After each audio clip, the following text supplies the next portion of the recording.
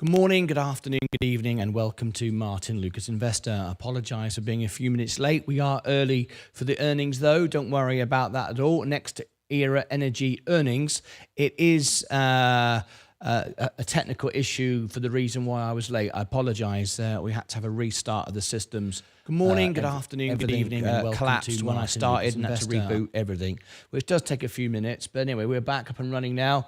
Next Era Energy is the name of the game today. That's what we're talking about. Next Era Energy, and I can tell you now that we have a miss on earnings, 98 cents projected. Estimated, in fact, we got 96. So we've missed on earnings for Next Era Energy. So we had disappointing earnings for Tesla, disappointing earnings for Google, disappointing earnings now for Next Era Energy. So a little bit of difficulty at the moment. So the markets are selling off again today. So it's obviously a concern at the moment, no doubt about that. That poor man, Team Fusion. What poor man? What's going on here? Let me read the comments. Did I miss anything? Good morning, Stephen Lewandowski, Fight Channel. Hi, team. I just did an invite to Discord username. Shane, I just did an invite for Discord. My username is Shane. Okay, let me go and have a look right now. I'm overworking my computer with 2 uploads of video at the same time. Something like that. Good morning. Good morning. Simon Meadows. Hi. Also begins another fun day. Yes, indeed. Right. So let me go over now. We've got 15 minutes before the earnings call starts. If you're over on TikTok, welcome to everybody on TikTok. Lovely to see you this morning. Say hello. Let me know how you are. If you want to talk to the family, talk to the team, you can. Join me on YouTube. Let me just change that slightly. Let me just dip that down a bit. That seems a little bit off today. Hang on. Let me just change that a second. Just got to make a slight adjustment. There you go. That's a bit better. Is that a bit better? That's a bit better. All right. Okay. I think that's about right. Okay. So, okay. Now then, one of our members here, Shane Hinsman, are you still in the chat? Shane, I don't see anything from you. Are you here? Okay. What you just said was, I just did an invite for Discord. My username is Shane. Okay. So let me see if I can find you. Please do not accept a friend request from anyone called Martyn Lucas Investor. They are not me. Shane, there you are. Okay, I found you. There you go. Shane Hinsman. And the first thing I do is make sure you've got the same name on YouTube. You have. That's so people know who you are, so that they'll engage with you. We're all about openness, transparency, and all the rest of it. You've just joined. Thank you very much indeed. You are a member, so you get access now to everything here. So let me give you the roles of a member. As long as you are a member on YouTube, you will get that role there. Can you see that? Look. Okay, fantastic. If you send me a friend request now, my name is, you've got to spell it correctly. If you spell it incorrectly, it's not going to work because there are others that will try to pretend to be me. Spell my name correctly, Martyn Lucas, and I'll accept a friend request from you if you wish to do so. But anyway, you can now see Sensei's tips, Ed Nevius's scalp trades. Many people join for Ed Nevius's scalp trades. YouTube Live, when a show goes live, it will tell you down there, so you don't miss a show. Stock news, if you wanted to do stock news, put a thing in the show. It's links for YouTube, this channel here. If you go into links for YouTube, then I can cover events for you live on the show. Okay, great. You are all in. If I get a friend request from you, I will accept it. Okay. All right. I think we're all good. We've got just a few minutes to go before the call starts. Right, let's get ready to rock and roll. Yes, I'm here. We're all done. What about MSCI? What about MSCI? Is that a request? If you want me to cover a stock, I can do the earnings for it, cover breaking news for it, but you have to be a member of the channel. Here is my membership link. We have memberships, perks, and we have priorities to our members. I've just received a message from Team Fusion. Let me just read it a second. We've got 15 minutes to go. We're early, don't worry. But I have 50 shares. Okay, which is payable in September. I'm currently in the red, so I'm just reading it. It's a private message, so I've got to just read it.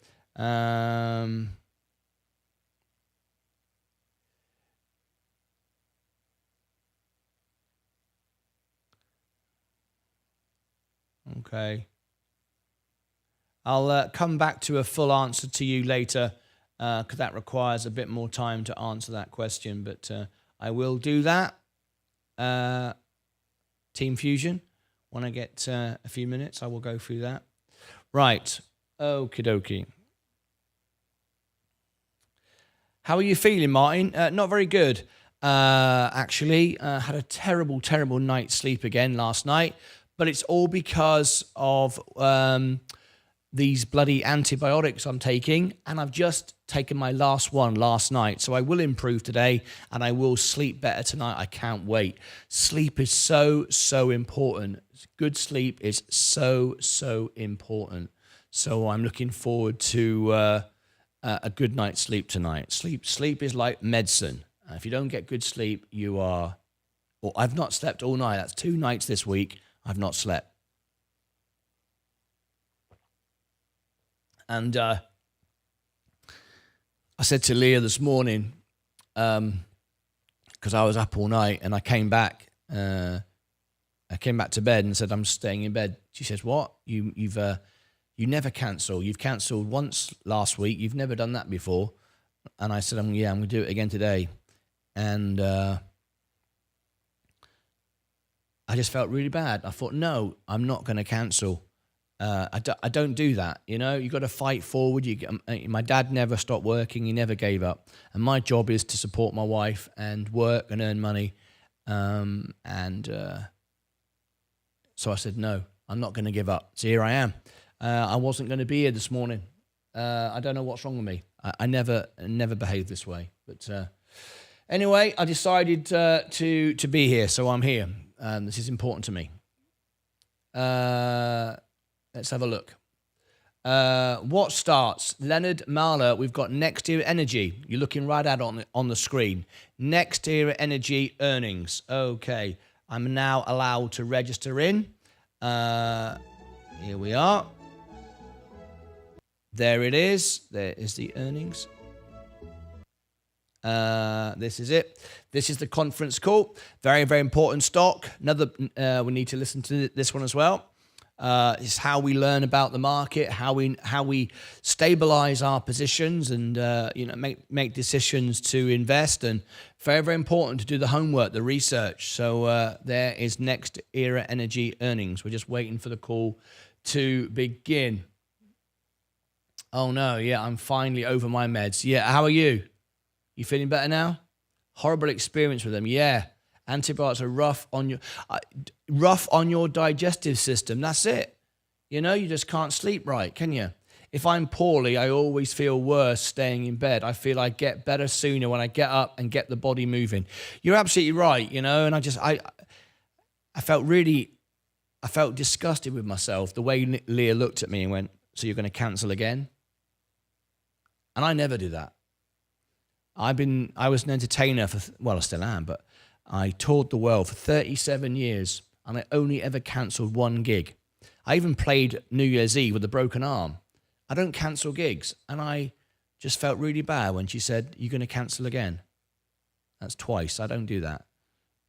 This isn't the casual YouTube show. Martyn turns up when he feels like it, puts a t-shirt on, sit in your underpants and lark about and have a bit of fun and play games. I've got an audience built up of people that rely on this service, rely on each other, support each other, and we show up. We don't just go, I'm not turning up today, because everybody gets let down. And it's important, I think, that I take that responsibility like that. That way I keep going, right? If I just thought, sod it, I just don't bother. That's the end, isn't it? That's the end when you start thinking like that. So let's not do that. I often tell Bill to be positive, and he's got proper reason not to be. So I haven't got a reason to not show up, have I? Right. Anyway.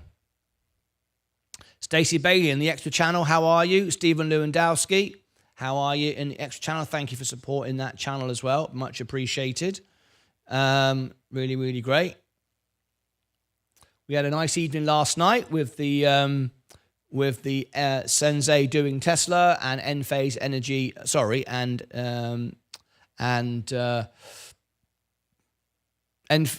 Tesla on the main channel and Enphase on the second channel. We are falling down today. Look, the markets are selling off. Tesla, disappointing. Next to it, Energy's just missed. We've got Google that missed. We've got a lot of stocks now under pressure. This Friday, I think we're going to get a rate cut. Could come this Friday. We've got data on Friday. It's going to be 2 months waiting for the next FOMC report. So I really think we could get a rate cut on Friday. It's going to come in September, but it could be too late. Starts damaging the economy. We could actually go into recession, which is when we get the bottom of the market. But nevertheless, we don't want to do that. We want a soft landing, and we don't want to damage the economy.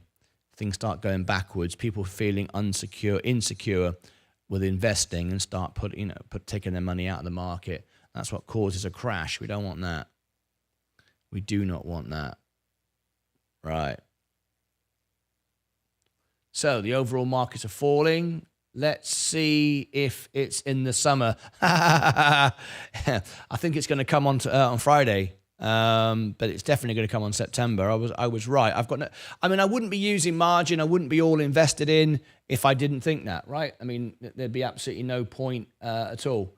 We've got a number one gifter, Alex, from TikTok. Let me put TikTok on the screen, everybody. I want to share this with you all. We've got a number one gifter. Let's make that person famous. Here we go. Hello, we got some dancing chickens. That's probably not what I want. I think I want this, right? So let's go here. There you go.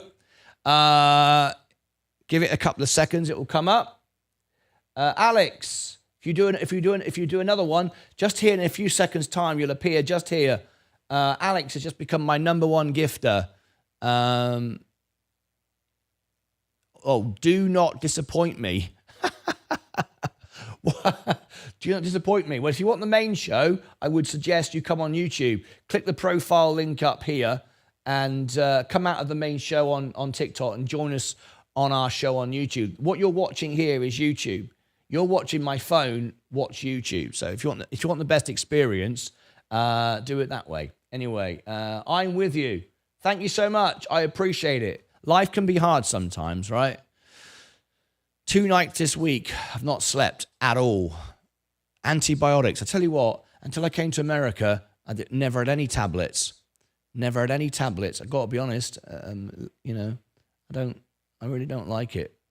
I really don't like it. All these bloody tablets driving up the bloody wall. Anyway, thank you very much. Of course, always, Alexander.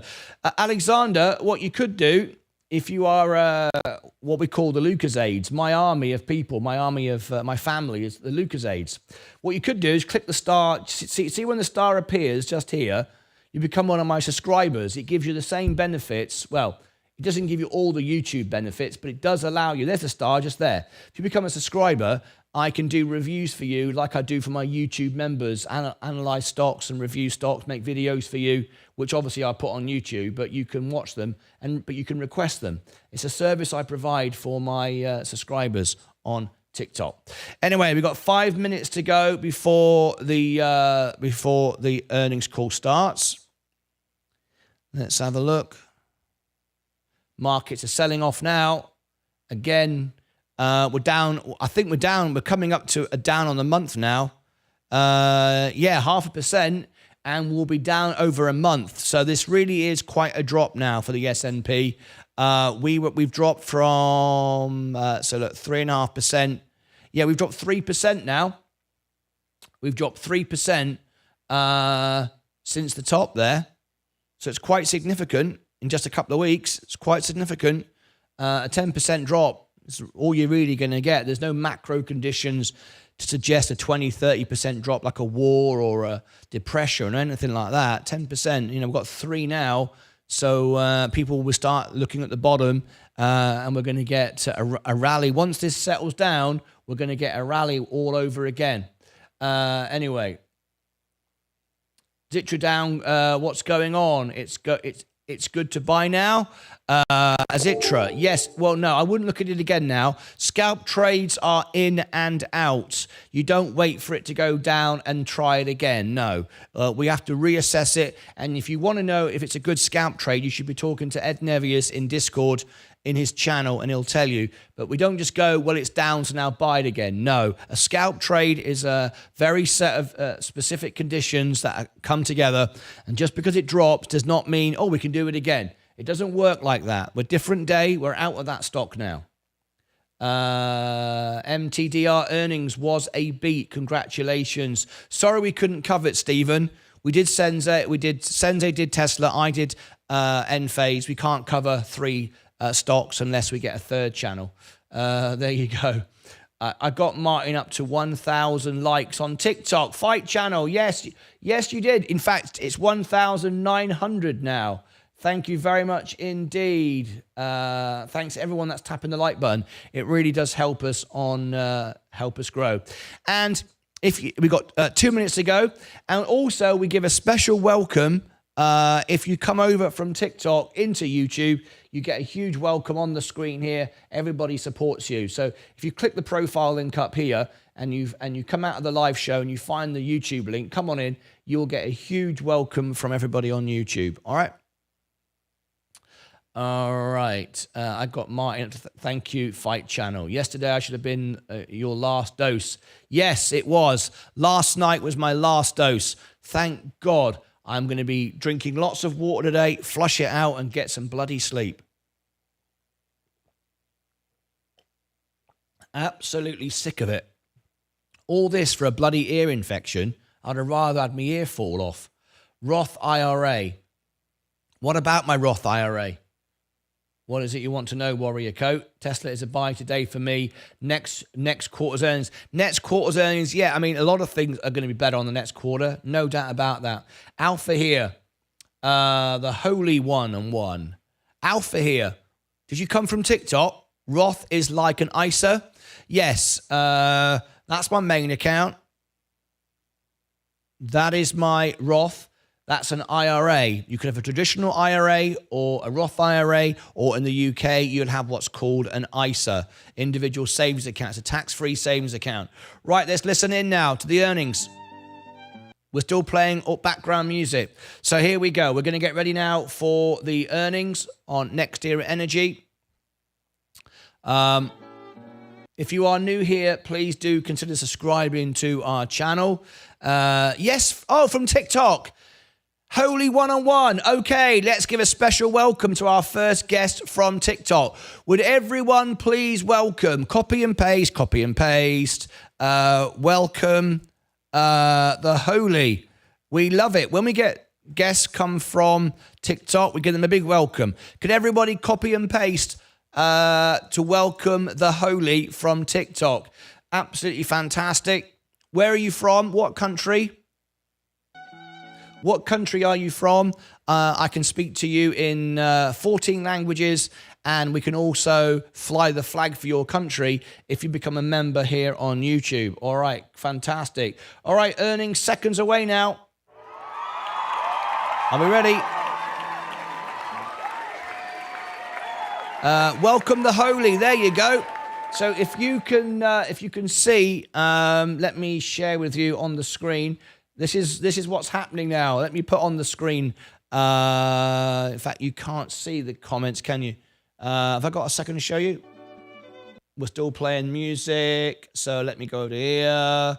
There you go. Right, I'll make it nice and big. Make it nice and big. Right, in about 15 seconds, just here, you will see the welcome a TikTok guest got from coming from TikTok to YouTube. All the family now, all the investors, the traders are getting to know the Holy. If you look down here, in just a couple of seconds, you'll see it. Right, let me go back to the earnings. We're seconds away. All participants will be in listen-only mode. Should you need assistance, please signal a conference specialist by pressing the star key followed by 0. After today's presentation, there will be an opportunity to ask questions. To ask a question, you may press star, then 1. The earnings has just begun. Here we go. To withdraw your question, please press Please star, tap the like 2. button and subscribe. Please note this event Comments shared on the screen. I would now like to turn the conference over to Mark Eidelman, Director of Investor Relations. Please go ahead. Thank you, Danielle. Good morning, everyone, and thank you for joining our second quarter 2024 combined financial results conference call for NextEra Energy and NextEra Energy Partners. With me this morning are John Ketchum, Chairman, President, and Chief Executive Officer of NextEra Energy, Brian Bolster, Executive Vice President and Chief Financial Officer of NextEra Energy, Rebecca Chiava, President and Chief Executive Officer of NextEra Energy Resources, and Mark Hickson, Executive Vice President of NextEra Energy, all of whom are also officers of NextEra Energy Partners, as well as Armando Pimentel, President and Chief Executive Officer of Florida Power and Light Company. John will start with opening remarks, and then Brian will provide an overview of our results. Our executive team will then be available to answer your questions. We will be making forward-looking statements during this call based on current expectations and assumptions, which are subject to risks and uncertainties. Actual results could differ materially from our forward-looking statements if any of our key assumptions are incorrect or because of other factors discussed in today's earnings news release and the comments made during this conference call and the risk factors section of the company presentation or in our latest reports and filings with the Securities and Exchange Commission, each of which can be found on our websites www.nexteraenergy.com and www.nexteraenergypartners.com. We do not undertake any duty to update any forward-looking statements. Today's presentation also includes references to non-GAAP financial measures. You should refer to the information contained in the slides accompanying today's presentation for definitional information and reconciliations of historical non-GAAP measures to the closest GAAP financial measure. With that, I'll turn the call over to John. Thanks, Mark, and good morning, everyone. NextEra Energy delivered strong second quarter results with adjusted earnings per share increasing more than 9% year over year. In addition, through the first 6 months of the year, our adjusted earnings per share has increased 9.4% year over year.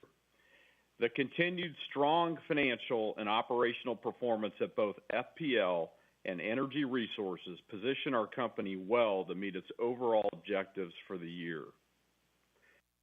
At FPL, we have continued to deliver for our customers on multiple fronts since the start of our most recent rate settlement in 2022. We are making smart capital investments in low-cost solar generation and battery storage, which are continuing to reduce our overall fuel cost, and combined with generation modernizations have saved customers nearly $16 billion since 2001.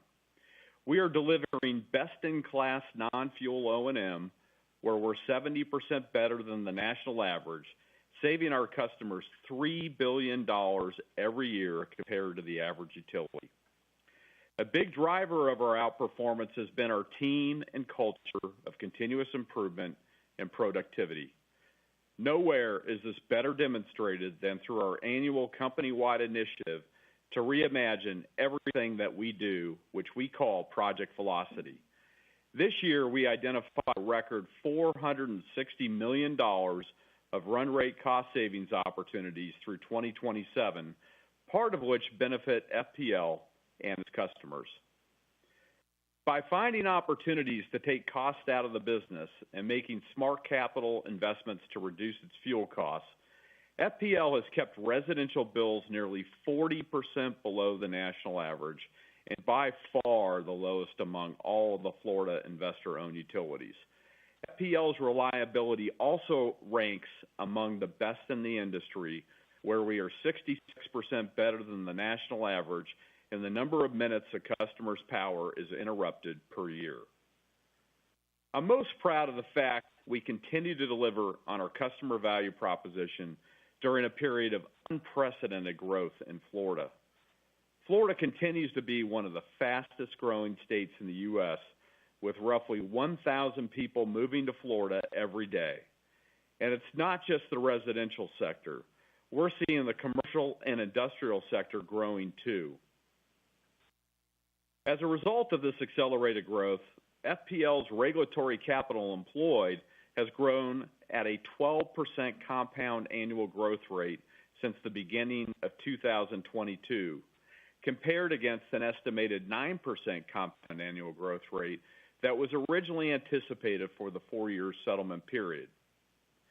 We have shouldered this additional growth through our reserve amortization mechanism, which enables FPL to absorb the cost for these capital investments without increasing customer bills in the interim.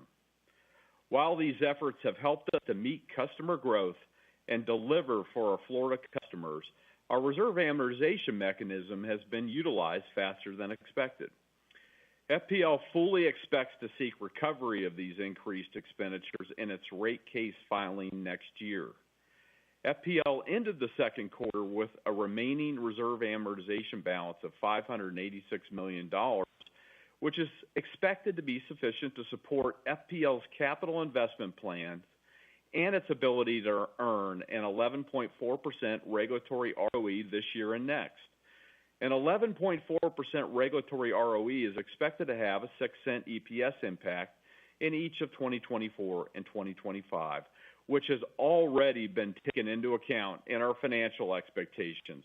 And we will be disappointed if we are unable to deliver financial results at or near the top of our adjusted earnings per share expectation ranges each year through 2027 at NextEra Energy.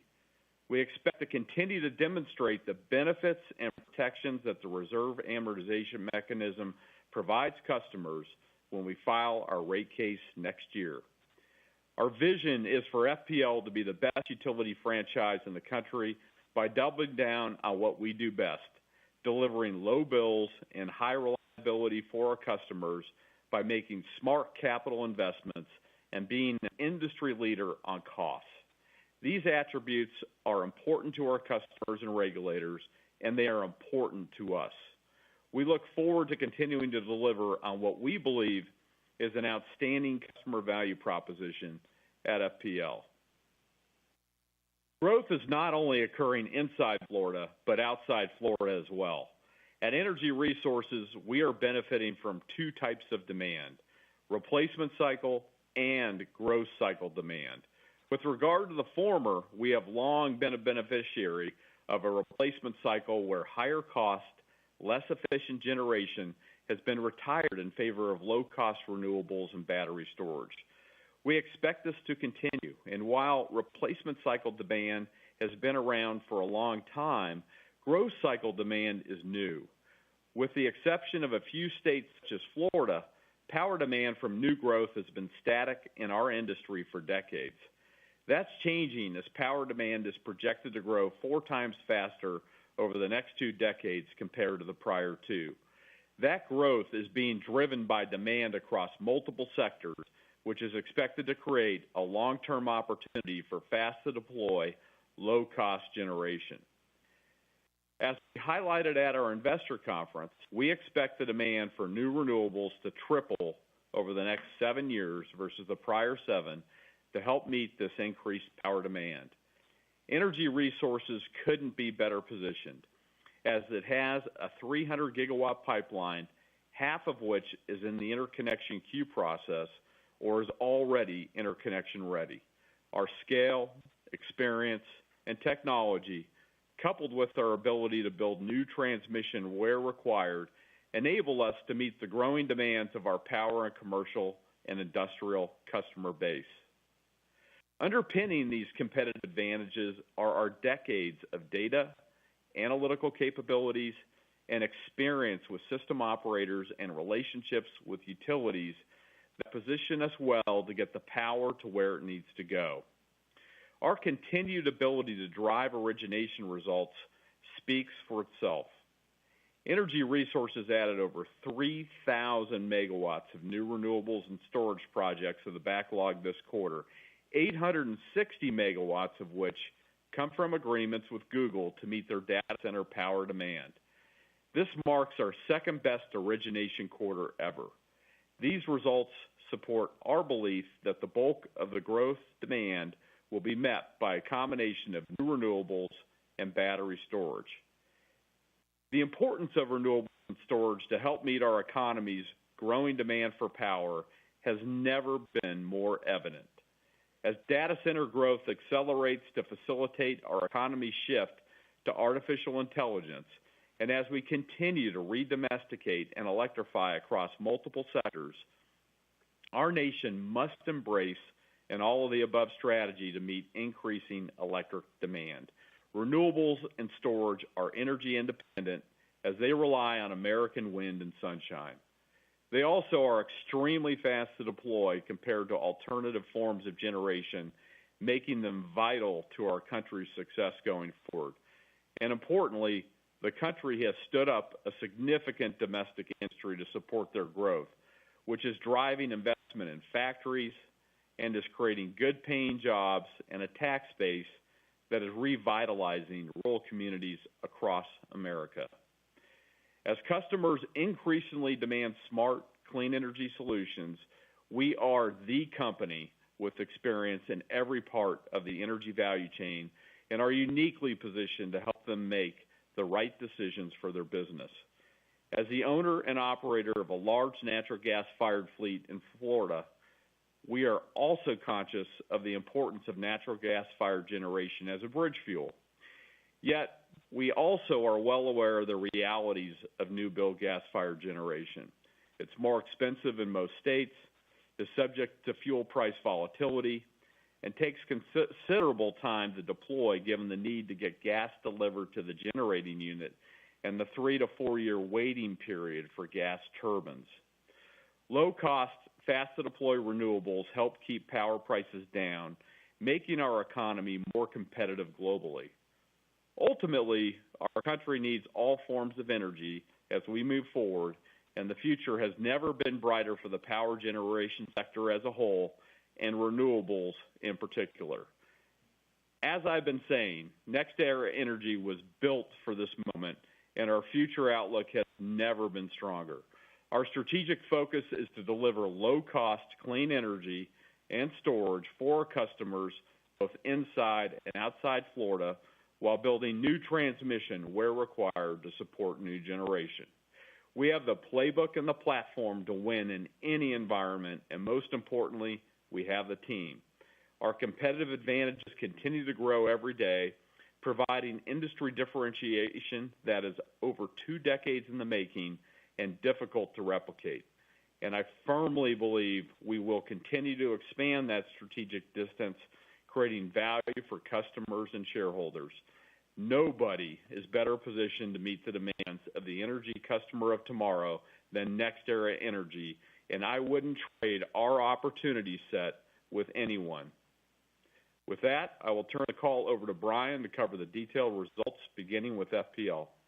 Thank you, John. Good morning, everyone. For the second quarter of 2024, FPL increased earnings per share by 3 cents year over year. The principal driver of this performance was FPL's regulatory capital employed growth of approximately 10.7% year over year. We continue to expect FPL to realize roughly 10% average annual growth in regulatory capital employed over our current rate agreement's 4-year term, which runs through 2025. FPL's capital expenditures were approximately $2.1 billion for the quarter, and we expect FPL's full year 2024 capital investments to be between $8 and $8.8 billion. Over the current 4-year settlement agreement, we expect FPL's capital investments to exceed $34 billion. FPL's second quarter retail sales increased 3.7% from the prior year comparable period due to warmer weather, which had a positive year-over-year impact on usage per customer of approximately 2.6%. As a result, FPL grew retail sales in the second quarter by roughly 1.1% on a weather-normalized basis. For the 12 months ending June 2024, FPL's reported ROE for regulatory purposes will be approximately 11.8%.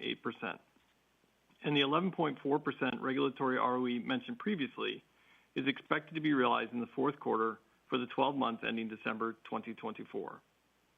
Now, let's turn to energy resources, which reported adjusted earnings growth of approximately 10.8% per year at 10.8% year over year. At Energy Resources, adjusted earnings per share increased by 3 cents year over year. Contributions from new investments increased 12 cents per share year over year, primarily driven by continued growth in our renewables portfolio.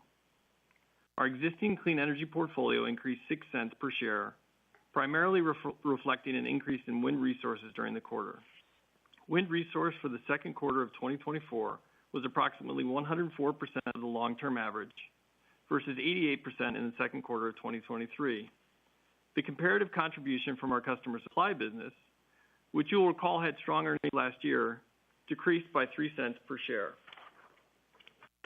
Contributions from our gas infrastructure business decreased by 7 cents per share due to a combination of higher depletion expense related to lower production estimates, certain non-recurring items, and the sale of the Texas pipelines by NextEra Energy Partners. While we may see a few pennies impact again next quarter, we expect gas infrastructure's earnings growth to be effectively flat going forward as we continue to allocate more capital on a relative basis to renewables, storage, and transmission. Similar to what we saw this quarter, the increased contributions from new investment driven by the strength of our renewable development program are expected to more than offset any slowing in gas infrastructure growth going forward. All other impacts reduce earnings by 5 cents per share.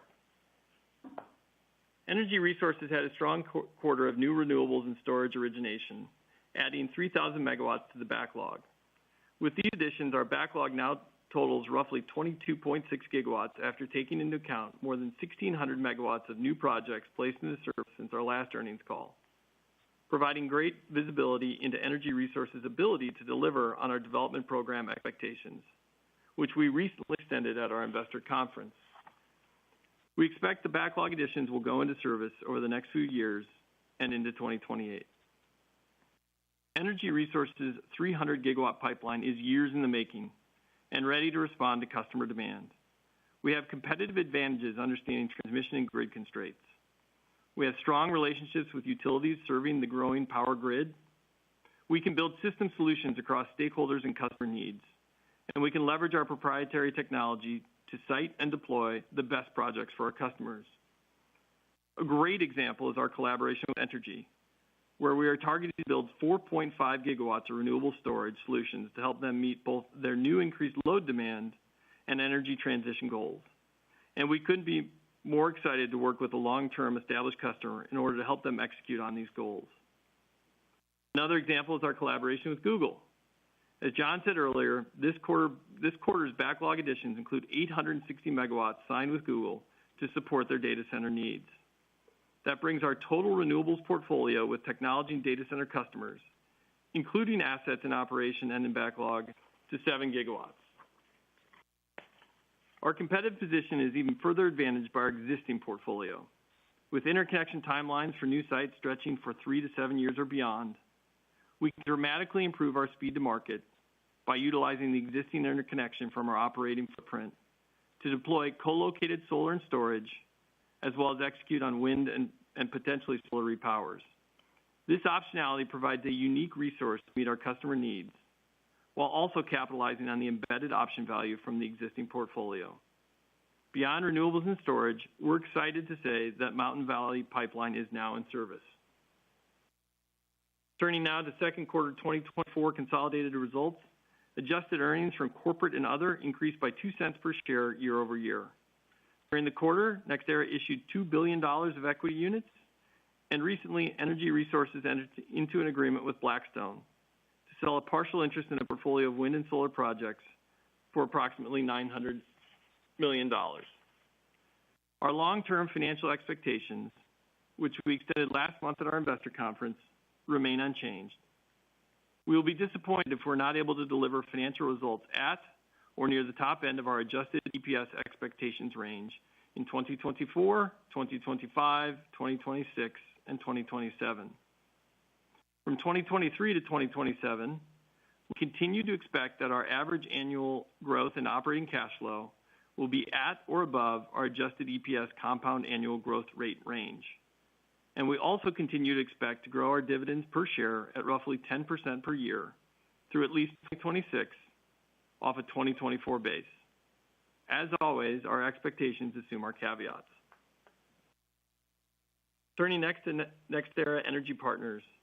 Yesterday, NextEra Energy Partners Board declared a quarterly distribution of 90.5 cents per common unit, or $3.62 per common unit on an annualized basis, up approximately 6% from a year earlier. Turning to the balance sheet, since our last earnings call, the partnership completed the next NEP Renewables 2 equity buyout of roughly $190 million in June 2024 and paid down our 2024 convertible maturity with cash on hand. After repayment of a $700 million holdco debt maturity earlier this month, the partnership now has approximately $2.7 billion of liquidity. Let me now turn to the detailed results. Second quarter adjusted EBITDA was $560 million, and cash available for distribution was $220 million. New projects, which primarily reflect contributions from approximately 780 net megawatts of new assets that either closed in the second quarter of 2023 or achieved commercial operations in 2023, contributed approximately $39 million of adjusted EBITDA and $9 million of cash available for distribution. Second quarter adjusted EBITDA contribution from existing projects grew by approximately $62 million year over year, driven primarily by favorable wind resource during the quarter and partially offset by lower solar generation.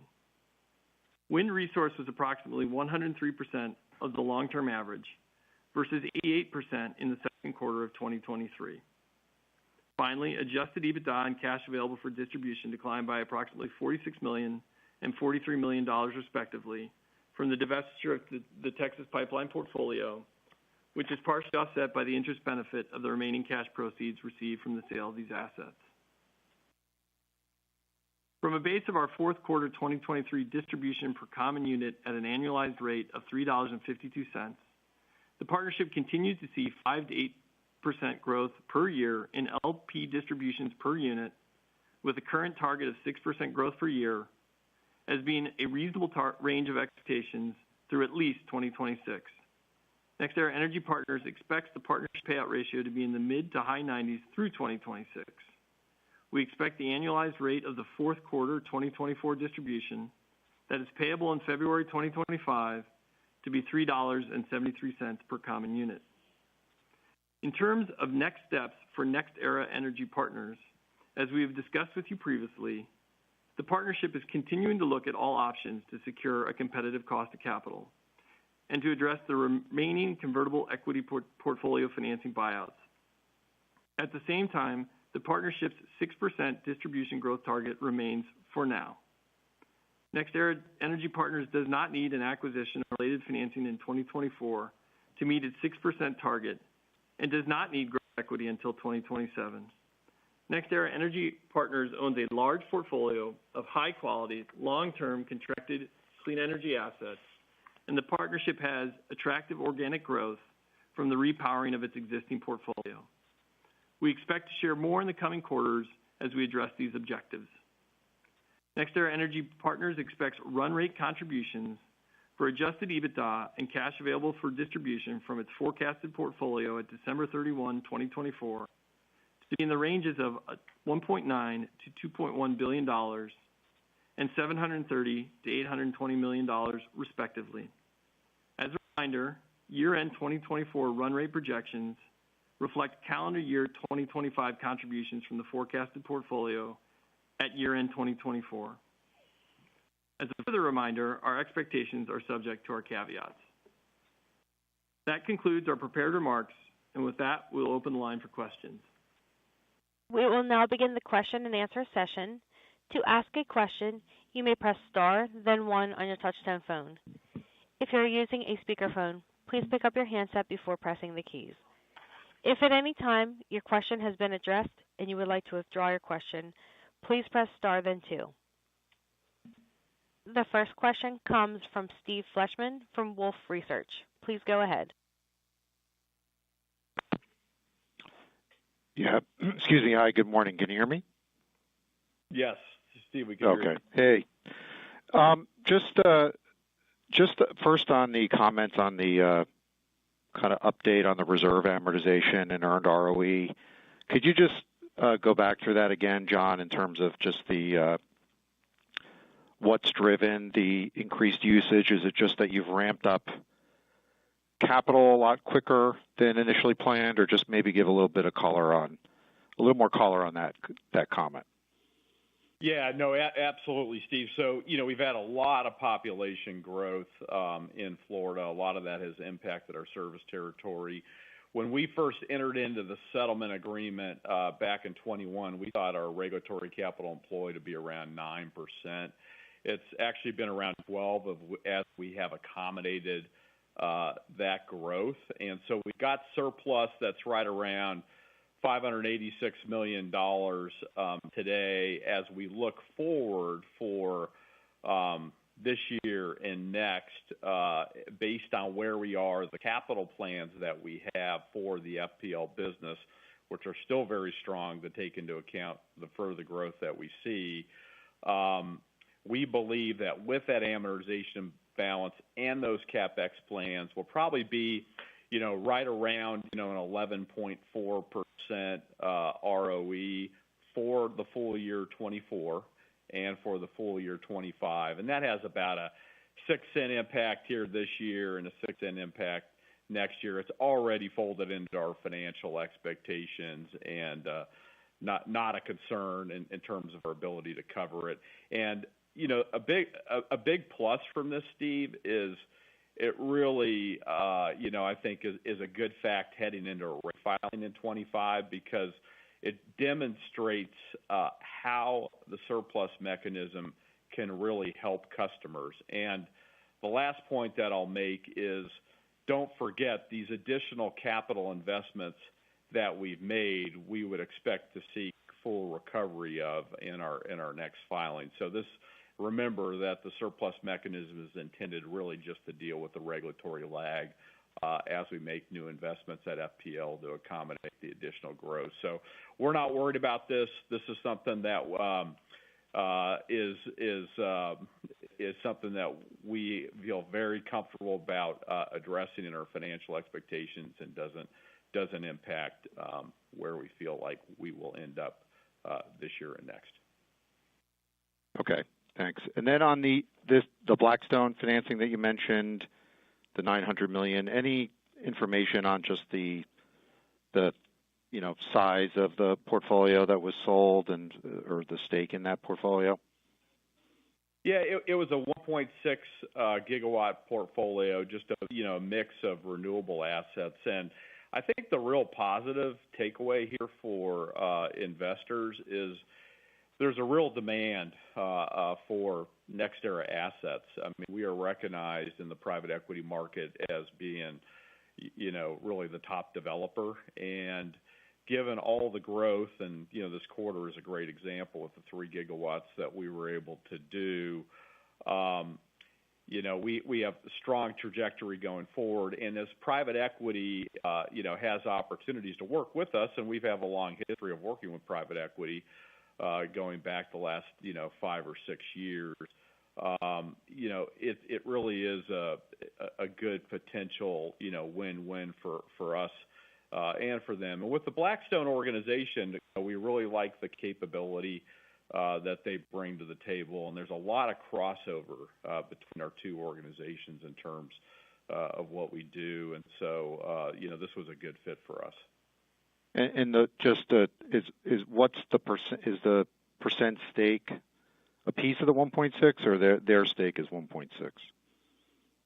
They invested capital alongside us, and so they have a partial interest in that portfolio of 1.6 gigawatts. And then last question, just on the recent issue. I know you're not doing offshore wind, but just this recent issue with the GE turbine at Vineyard Wind, and I know there was a lawsuit filed by AEP. Can you just maybe talk to your turbine performance with them, and just are you seeing any issues, and how you're feeling about that? Yeah, for us, I mean, look, first I'll start with the fact that we are, a top decile operator of wind. I think really recognized as the best operator of wind in the business, and we have a real partnership with GE. And so, look, wind turbines have moving parts; they'll have issues from time to time, but our partnership with GE runs 20 years, and so. We've really never had any issues in getting things fixed, and we're always able to structure win-win arrangements with them. So as any problems arise through the portfolio, they've always been well managed and addressed in a conciliatory way with GE and future. Okay, great. Thank you. The next question comes from Shar Pourreza of Guggenheim Partners. Please go ahead. Hey, guys. Good morning. Good morning, John. Good morning. How are you, Shar? Good. All good. So just real quick, I want to start on NEP. I mean, obviously, you guys have the standard language around continuing to evaluate all options. I mean, Brian obviously reiterated the current CAGR, but also used the word "for now," quote unquote, which is somewhat new language, believe it or not. Could we get a sense on timing, what range of options you're thinking about, and I guess how confident are you we can get something done at favorable pricing before the dividend goes under some level of pressure in 27? Thanks. Yeah. Hey, thanks, Shar. Obviously, NEP is getting a lot of our attention in terms of, looking at what the alternatives are to both improve the cost of capital, which really requires us to be able to successfully address the back-end SEPIFs. And, as we said in the prepared remarks, all options are on the table. And, what we really are spending time on, and we're looking at, various solutions around this is, how do you tackle those back-end SEPIFs in a constructive way that makes sense, in terms of the cost of capital that would be required to do that, and then how do we put NEP in a better position for success going forward. So as part of that, we are obviously exploring all alternatives. So we've mentioned private capital as one potential avenue there as well. The good thing is that we have time. We have time in 2024. We've said to the market we don't have to do anything. We don't have any drops planned for 24. Don't have growth equity needs until 27, and so we are being thoughtful about our approach around NEP. Got it. And I think Brian, just not to take words out of his mouth, but mentioned in the next couple of quarters, is this something maybe we'll get to some sort of a definitive direction this year? Yeah, sure. I don't want to put a firm deadline on it, but I think the language we use is over the next few quarters, and once we have identified a solution that we think makes sense, then obviously we will share that, but not until then. Okay, perfect. And then just on NEAR, obviously, just congrats on a very strong origination quarter. It was definitely on the higher end. Google was a key contributor. I guess, do your sort of existing contract protections and supply chain maybe strategy allow you to kind of navigate some of the challenges in this space as you're continuing to expand development to maybe much higher levels, right? So can supply chain, kind of these bottlenecks that we've seen, become a governor around backlog additions as we look through 25 and beyond, especially as you're trying to meet the needs of these large energy-intensive customers, right, like the hyperscalers? Thanks. Yeah, good question, Shar. So here's how I think about supply chain. Number one, there's been some attention around the AD/CVD filing and tariffs and those things. We're not impacted, and I made the comment, and we spent a lot of time at this both in March and then at our investor conference in June. Scale matters more than ever in this business. So the way I would think about it from an investor perspective is, the bigger our program, the more leverage we have over our supplier. And in the last couple of years, we have really spent a lot of time and made investment around the data and analytical capability that we have around our supply chain. And we have also made a very conscientious effort around risk transfer and making sure that we have adequate security to provide incentive to perform. So we are in a position where, we have really been able to transfer, any tariff or AD/CVD or related risks, over to our suppliers. And why is that? The reason for that is when you're, put numbers up like 3 gigawatts a quarter and have the type of build that we have and expect to have going forward, OEM contractors and vendors want to work with us. And they've also seen a lot of smaller developers that ultimately haven't been able to arrange financing or for whatever reason haven't had terrific follow through on their projects. That's not the case with our company. And so there's been even a greater emphasis, I would say, by our suppliers to want to work with us more than ever. But what that means is making sure that we are always left in a position where we are not taking risks around the obvious things that you might put on your list. And so I really feel better than ever about where we stand from a supply chain perspective, and very happy with the job that our team has done. And the lessons that we've learned over the last couple of years have all been folded into how we contractually approach risk in our agreements going forward. Terrific. Thank you guys so much. Congrats, and we'll see you soon. Appreciate it. Thank you, Shar.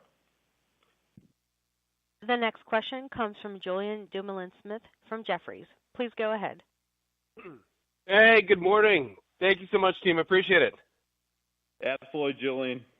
Good to hear you. Hey, pleasure. Yeah, likewise. Can you speak to how you're thinking about asset recycling here? I mean, I'm curious specifically on the latest portfolio sell down, right, with Blackstone as mentioned earlier. But how do you think about other assets here? As you think about, like, for instance, some of these headlines on transmission or gas infras being in focus, it's notable after the FCG sale last year. How do you think about, continued monetization of renewable assets or portfolios relative to sort of the ongoing streamlining and focusing back to the core renewables business, if you will? And then related, how do you think about that 70-30 mix as you pair back, as you pair these different asset sales through the forecast period? Yeah, no, good question, Julian. So from a recycling standpoint, feel better than I ever have in terms of the options that we have going forward for the portfolio. In terms of asset mix and how we think about that, obviously, we've always had a history of being able to recycle capital around renewables, which are terrific assets, which, I think we have a great reputation in the market around in our ability to attract capital on the renewable portfolio. But look, we are also making a conscientious effort. I think I made these comments at the investor conference that we're looking at our core business, right? Our core business is wind, it's solar, it's battery storage, it's transmission, both inside Florida, outside of Florida. And so to the extent we can do some targeted capital recycling around our gas infrastructure business, that will continue to be top of mind.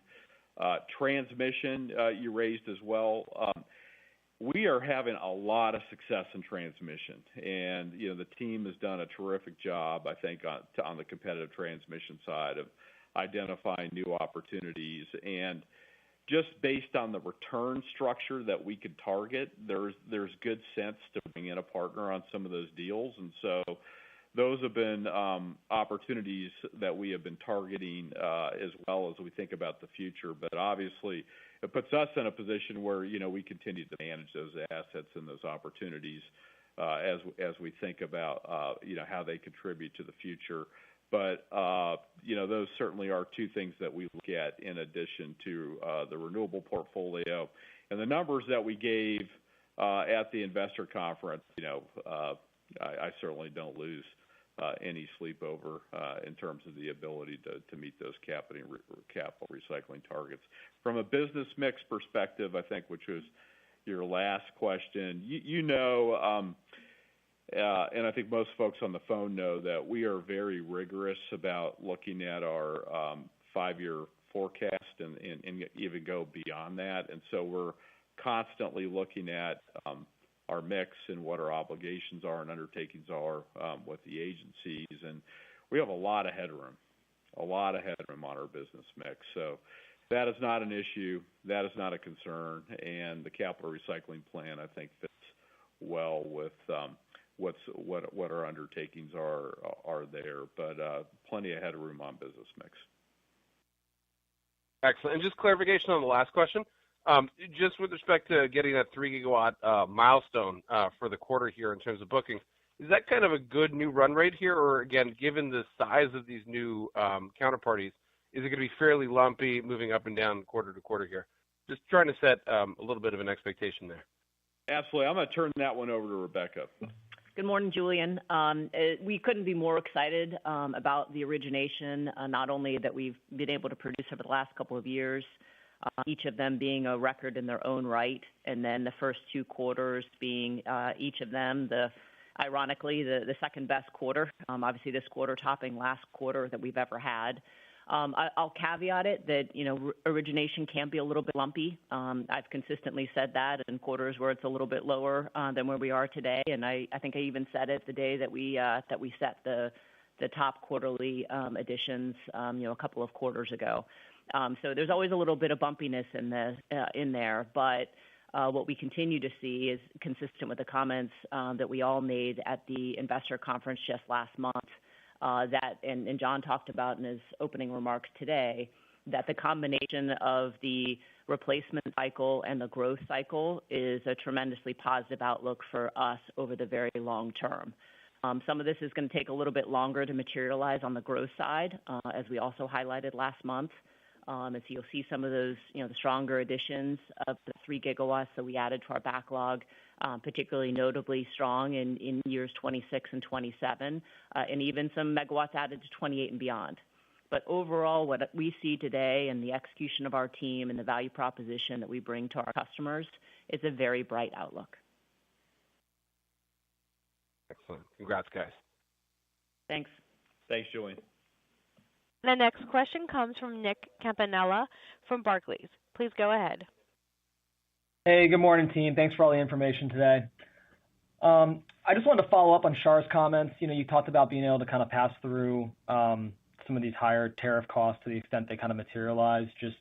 There's also a projection for 2 rate cuts this year, and I'm just curious if you can kind of talk about how that changes the returns for NEAR that you kind of communicated at the Analyst Day and previous quarters. If you could just update us on that. Sure.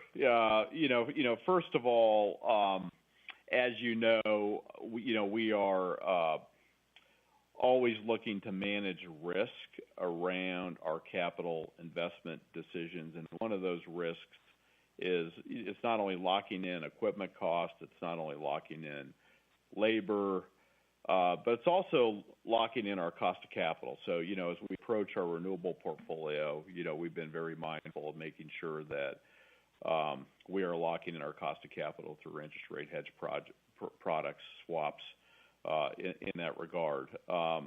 As I think about the future and the rate, the 2 rate cuts, who knows where we ultimately end up, on those fronts. Obviously, given the financing plans that we have moving forward, those would be tailwinds, for the business. But at the same time, if those don't materialize, we have already, taken those into account in our financial expectations, and we're very prudent and on top of managing the interest rate risk exposure that we have across the business. Hey, that's helpful. Thanks a lot. And then, John, I think you've been pretty clear about, the ability to supplement this power demand inflection with new renewables. And, you also have this nuclear portfolio. I understand a lot of that's kind of contracted, but, there were headlines about potential Duane Arnold restart. I guess, how realistic is that? Is that something you'd even kind of consider at this juncture? And how do we kind of think about the strategic positioning of your nuclear portfolio? Sure. Thanks, Nick, for that question on nuclear. With regard to Dwayne Arnold, I think there would be opportunities and a lot of demand from the market if we were able to do something with Dwayne Arnold. Obviously, bringing back a nuclear plant into service is not something that you can do without a lot of thought, and it is something that we are looking at, but there is a lot of thought that has to go into it, and obviously a real assessment around risks associated with that as well. And so, sure, we're looking at it, but we would only do it if we could do it in a way that is essentially risk-free with plenty of mitigants around the approach, and there are a few things that we would have to work through. But yes, we are looking at it. Thanks. Have a great day. Thank you, Nick. The next question comes from Jeremy Tonet from J.P. Morgan. Please go ahead. Hi, good morning. Good morning. Just wanted to get a little bit more color on the renewables market right now. As you've discussed, very strong demand in the market. And just wondering, going back to some of the comments at the Analyst Day, what trends you see in PPA pricing at this point, and how, could that potentially benefit NextEra going forward? Thanks, Jeremy. Appreciate the conversation and question. We've continued to see very strong returns with respect to what we think we need in order to be highly confident that we're adding shareholder value. And I would think about the returns that we laid out at the investor conference as almost minimum thresholds that we have at this point. And there are opportunities where there's significant customer demand, or we have unique positioning in the marketplace to make sure that we get even more attractive returns. I'd say it's a very positive dynamic. It was a very difficult market over the last couple of years when we were seeing the supply chain disruption and increasing pricing, both on the capital equipment side and the rate side and in our returns. And fortunately, we've either seen slightly declining or at a minimum stable backdrop, which is certainly helpful for decreasing our risk and also providing an attractive price and attractive product to our customers. So between the attractive price, the speed to market, the clean attribute of renewables and storage, as well as the fact, as we talked about last month, in the queue across the United States today, all of the projects that are waiting to be connected, 90% of those megawatts are renewables and storage, and we have a healthy portion of those, and I couldn't be more excited about our position. So I think we're in a great shape to continue to add a lot of shareholder value in the many years ahead. Got it. Sounds good. I'll leave it there. Thanks. Thanks, Jeremy. The next question comes from David Arcaro from Morgan Stanley. Please go ahead. Oh, hey, good morning. Thanks so much for taking my questions. We're hearing utilities around the country now that with fast-growing pipelines, thousands of megawatts of data center requests, it seems to be moving rapidly, just month by month. They seem to be learning more, getting more demand. I'm wondering, do you think that's already in your numbers, in your renewables targets here, or could we potentially see another wave of demand as some of these utilities nail down just how much load is really coming into their service territories? Hi, David. It's Rebecca. I'll chime in here. We certainly are hearing from our power sector customers a lot of interest from various data center customers, whether it's the data center operators or the hyperscalers. It is a little bit challenging to see how much of that is, potentially multiple requests for ultimately the same data center. But there is no escaping the fact that these are very large numbers and numbers that I don't think any utility across the industry has seen before. And so it's going to take some time not only to rationalize that and figure out how you address it, but also to procure and bring online the megawatts and the transmission over the long term that is going to be required to serve this demand if it ends up being as strong as we see it and we think it might be.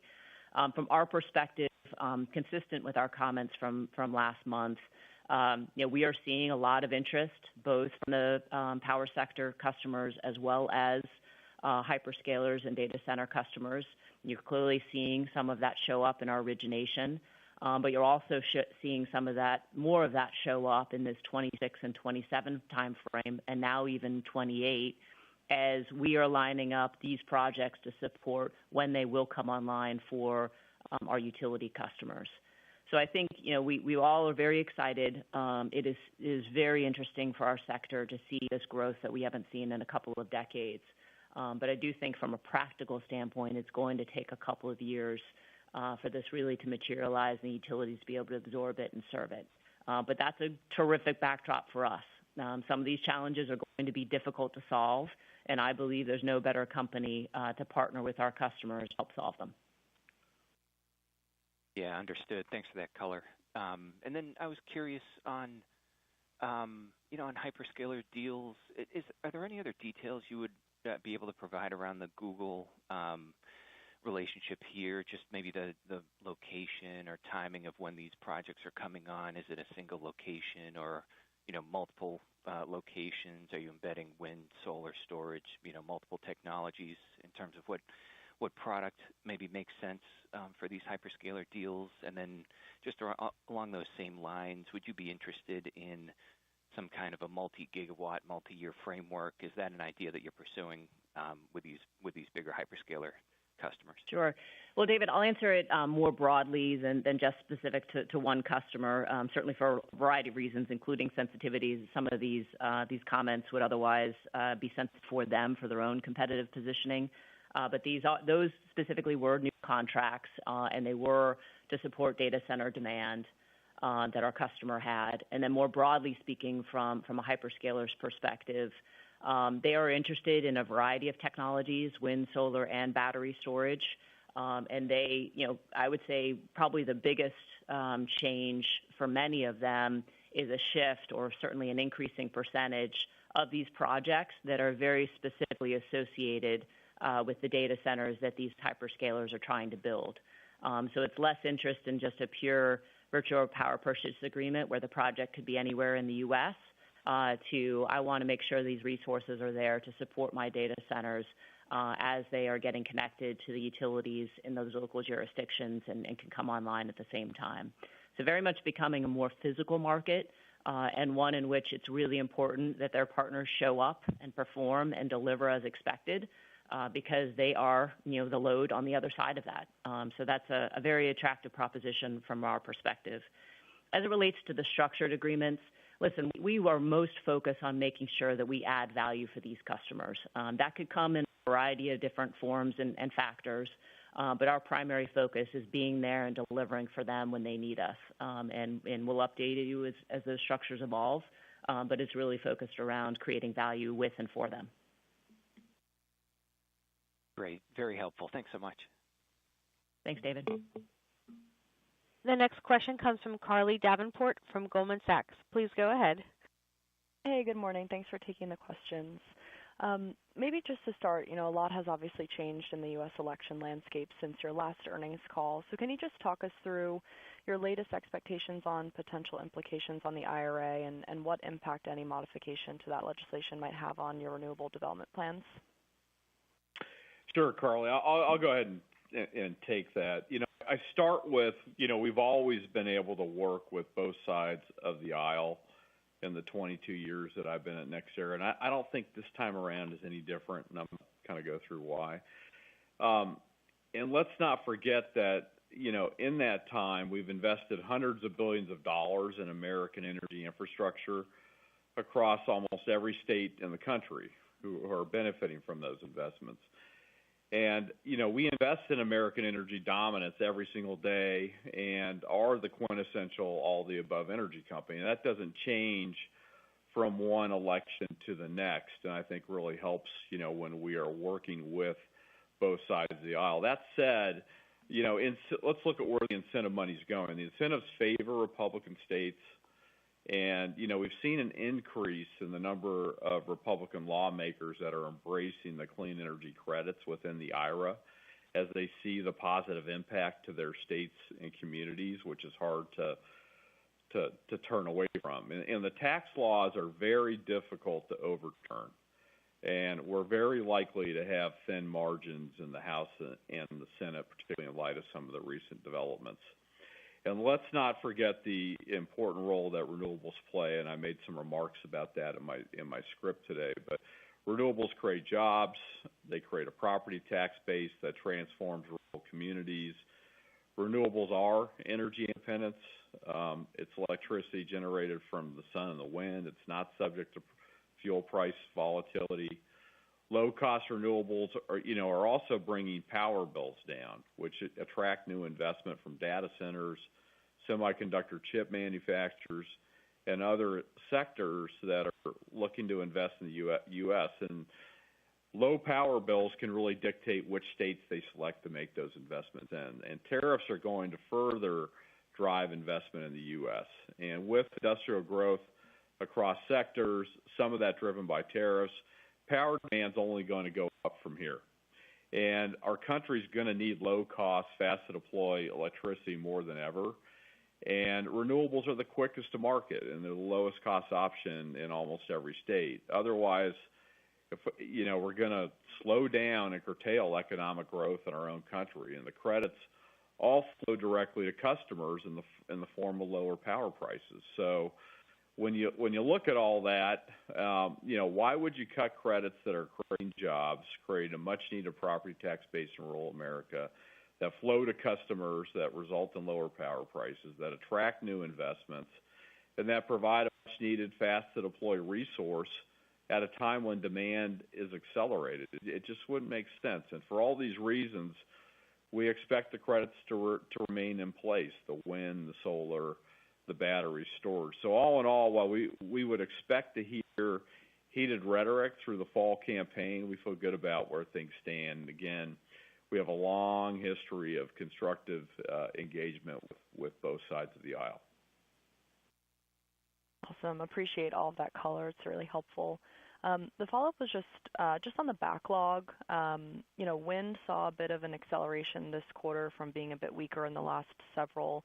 Anything in particular you'd point to in sort of driving that, and do you think that's a potential sign of an inflection on the wind demand side? Hi, Carly. It's Rebecca. We were very pleased to add these projects to the backlog and excited about the partnership with the customers with whom we're going to contract them. I wouldn't necessarily draw any additional lines as kind of consistent with the prior comments I made around backlog. Things are going to be lumpy over time. It's terrific that we were able to add some additional wind projects to the backlog. And right now, our expectations remain consistent with what we laid out last month and obviously have, again, in our presentation materials today in terms of the targets over the next 4 years. But I did say as part of our comments last month, I am optimistic, hopeful maybe, that as we look back after this 4-year period, that is potentially the area where we may have been too conservative and maybe on the lower side of it. It is early in this cycle to make that conclusion, but we strongly believe that wind, solar, and battery storage as complementary technologies and low cost and fast to deploy, as John just highlighted, are immensely valuable to our customers. And so having the availability of all three, we think will continue to create value for our customer base over a long period of time. Got it. Thanks so much for the time and the comments. Thank you, Carly. The next question comes from Andrew Weisel from Deutsche Bank. Please go ahead. Hi, good morning, everyone. Just a quick one to clarify, please. If I heard you right, I think you said you have 7 gigawatts in total with tech and data center customers. Can you just give us a sense of the pace, maybe roughly round numbers, how many megawatts per year you've been adding or expect to add? And then if you could also just clarify, is that purely in terms of wind, solar storage, or does that also include transmission? Hi, Andrew. It's Rebecca. So that is just projects with technology companies. Roughly 3 gigawatts of those are already in service, and roughly 4 gigawatts now are the ones that are in the backlog that we plan to build over the coming years. It is a mix of technologies, probably trend-wise fairly consistent with what we have seen for overall trends for renewables development So projects that are already in service are likely to be more heavily weighted towards wind as we've entered into those relationships over a longer period of time. And then in terms of the backlog, for now, they're more weighted towards solar and storage, but I expect that to even out over time, particularly as these projects get more deliberately balanced with new data center demand as these hyperscalers and data center operators are starting to put projects in service. So I broadly speaking, roughly consistent with overall development trends. And, we certainly are seeing a lot of demand both directly with them as well as in, kind of these three-way collaborations with the utilities that ultimately will need to serve them as they are and will continue to be adding these new data centers and bringing them on themselves. Okay, great. Do you see much of an opportunity on the transmission side working with data centers, or is your focus more on what you were describing? I would say from a transmission perspective, all of this demand, whether it was the historical replacement cycle demand and now, further accelerated by the growth demand, particularly as it gets served with renewables and storage, it is incredibly important that new transmission get built in order to be able to get the resources from which they're most optimally generated to where they're most optimally consumed, and that's changing a little bit. But what's not changing is the need to build transmission. We see interest from the hyperscalers and the data center operators to understand transmission and be supportive of it getting built. But it is a very technically complex, and you need to understand transmission and how to interact with the system operators and the transmission owners and operators themselves. So I don't see them necessarily wanting to build transmission, but they are very interested in having us and others ensure that it gets built to support their own long-term objectives. Sounds good. Thank you. Thank you. The next question comes from Durgesh Chopra from Evercore ISI. Please go ahead. Hey, team. Good morning. Really appreciate you taking the time and answering my question here. Just all my other questions have been answered. Just one quick follow-up on Carly's questions on election and, potential repeal of IRA risks. How much of that, you had a really strong quarter on renewable origination, but how much of that political instability is actually impacting, your ability to sign contracts? Does that come up in your negotiations? Is that keeping your customers away from signing contracts into the future? Any color on that is appreciated. Thank you. Yeah, Durgesh, the short answer is absolutely not. If anything, if they really did believe that there were going to be modifications that would only accelerate demand, which is certainly not something that we believe for the reasons I went through, but it's not curtailing demand at all. Perfect. Thank you. Thank you, Durgesh. This concludes our question and answer session, and the conference is now concluded. Thank you for attending today's presentation. You may now disconnect. All right, there we go. Thank you very much for tuning in today for Next Era Energy. So what we're going to do now is we're going to end this broadcast so I can put the video out by itself, and then I'll be back within the hour. Advertised, it says an hour from now, but I'll be back before then. So I'm going to get this video out. So I'm going to end this show pretty quickly. If you look here on the homepage of the channel, you will see that the next show, the opening bell, the later opening bell is in 55 minutes. Hopefully I'll be back before then. I'm just going to put the Next Era Energy video out. So I'll see you back in a bit. As we can see, Next Era Energy has done very well today, but the S&P is going down dramatically. Tesla, Google missing last night. No surprise We did say this was likely to happen, a pullback before the rally, but I want to buy some more though. I'm not put off by this. I'm not selling anything. Obviously, I'm not selling anything now, but I am looking to add more on the way down. Absolutely. Okay, I do expect a big rally by the end of the year. This is the sell-off before the rally. So, okay, let's go straight into my live positions. You can see where I am. There you go, dramatically down today. Remember, I'm exaggerated because I've got margin. So the S&P is actually down 1.34.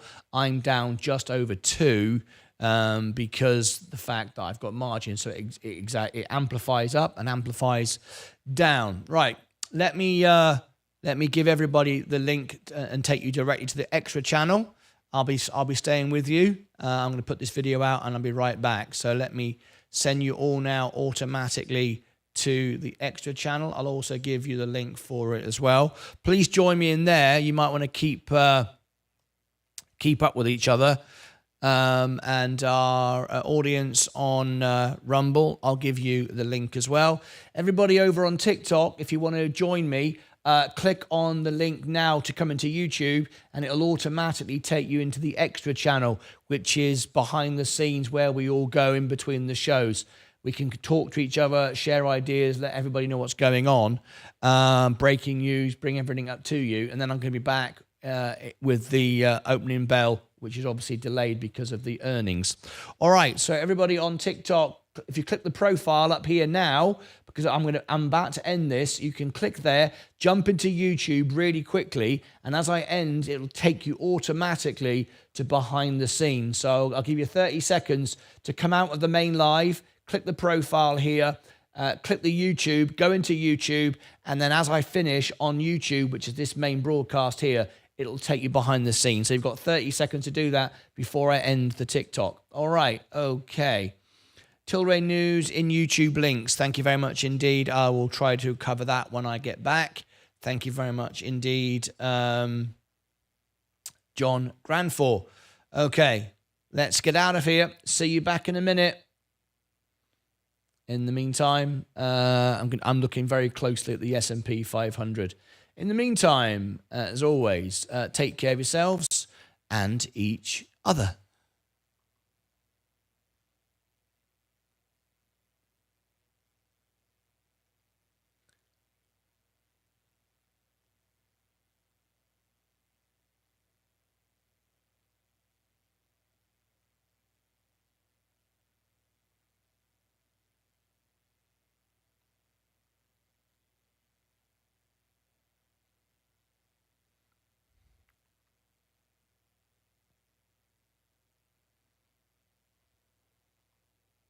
All right, guys, hopefully you click the YouTube link now. Bye-bye for now.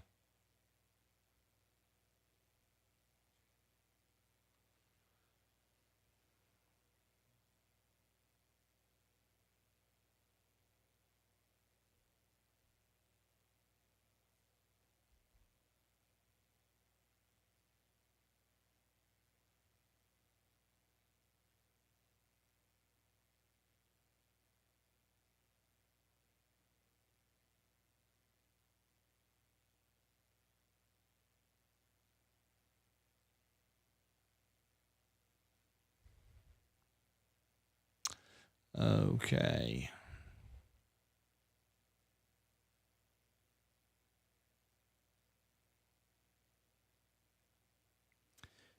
Let's get ready for the next event, which is the opening bell. I've just got to put this video out first. There we go. That's the opening bell.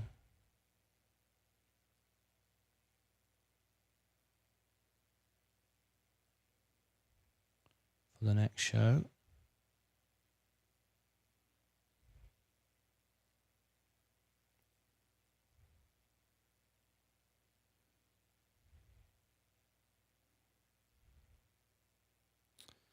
Okay, that's all set, and let's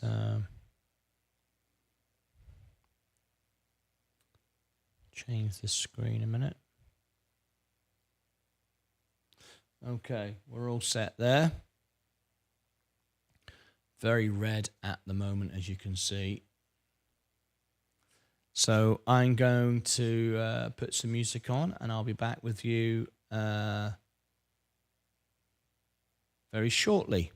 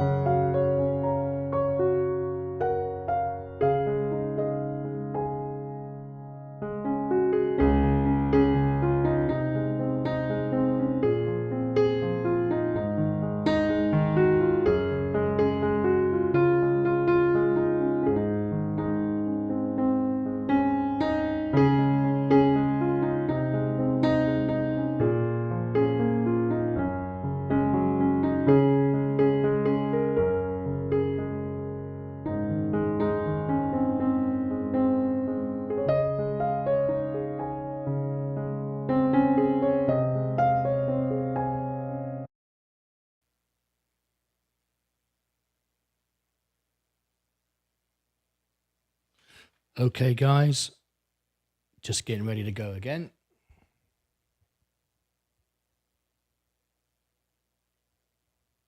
As you can see, we're in the middle of a crash now. We're starting to get some major pullbacks. So let's see how this all pans out. Let's make a start.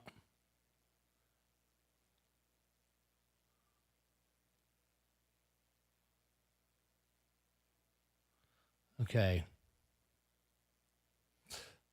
I think I'll, let's just make a start.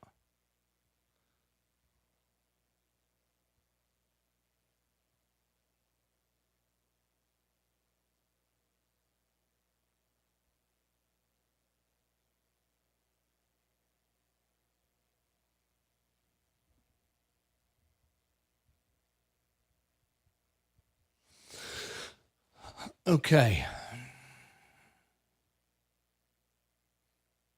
Let's go.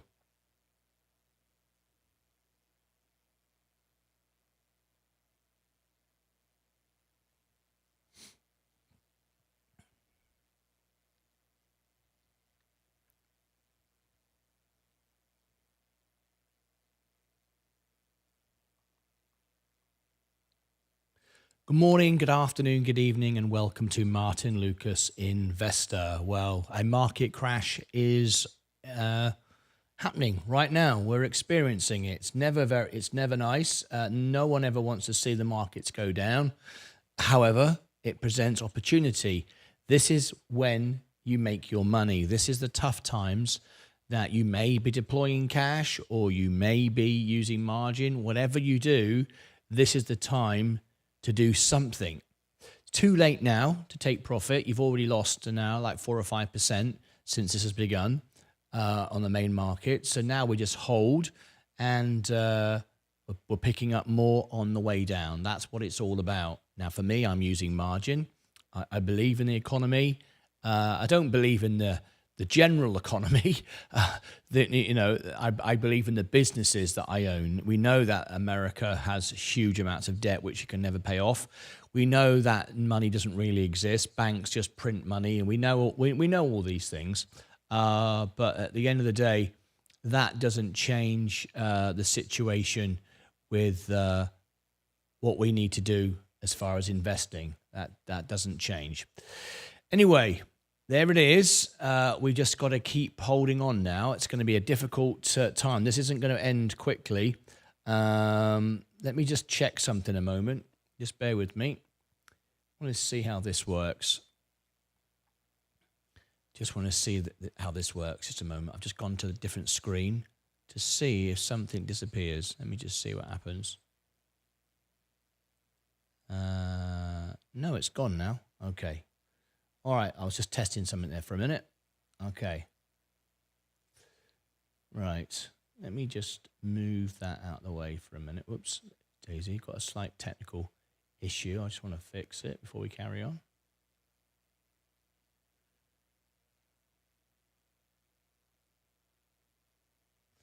Okay. Let me just see if I can do this. I want to hide that one there, do I? It's locked.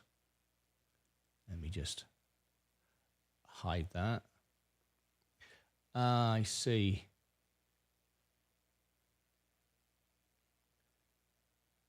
What's that doing there? Just bear with me. I've got a funny, strange thing going on here. Camera A. I wonder what that was. Camera B. That's better. That's better. Sorry about that. I fixed it now.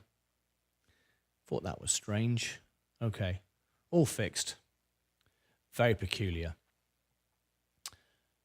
Right. So what are we doing? I've just bought more of the S&P. Nobody knows how low this is going to go. No one's got a clue. There's no way to know. There's all sorts of levels and support levels and resistance levels and all the rest of it. But I think the fundamentals are all going to come down to Friday.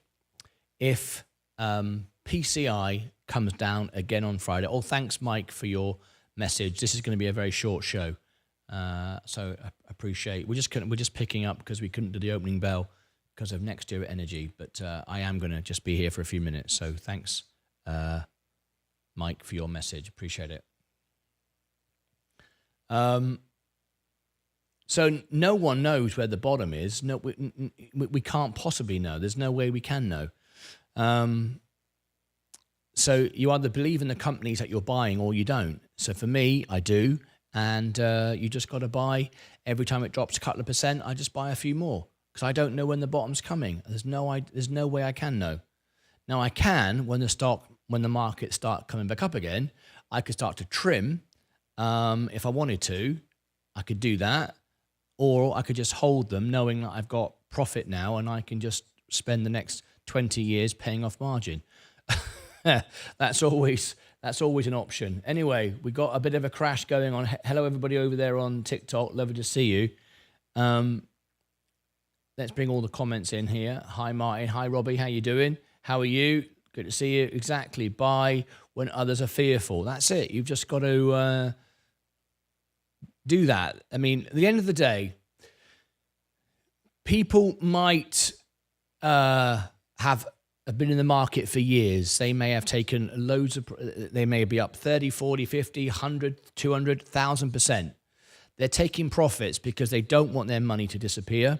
They're seeing things go down. They're not saying the economy and the stocks and the business are rubbish. They just recognize stocks are going down, so I've got loads of money here. I'm protecting myself by taking my money out. That's it. But when people do that, the markets go down. That's it. It doesn't mean anything's bad happening. It just means the markets are going down because people are selling. Well, that's the opportunity then to buy in. If you are an investor, you are looking for days like this. You are waiting to see days like this when the stocks go down. That's what you want to see. You don't buy on the way up, you buy on the way down. And at some point, people are going to start piling in. And when they start seeing it go up, then people are going to jump on it. Remember, lots of people buy the stock market weekly, monthly, automatically. They don't even know it. So those people are going to carry on. You know, for example, my wife, she's got a 401k every month, whatever. Her fund buys the market regardless.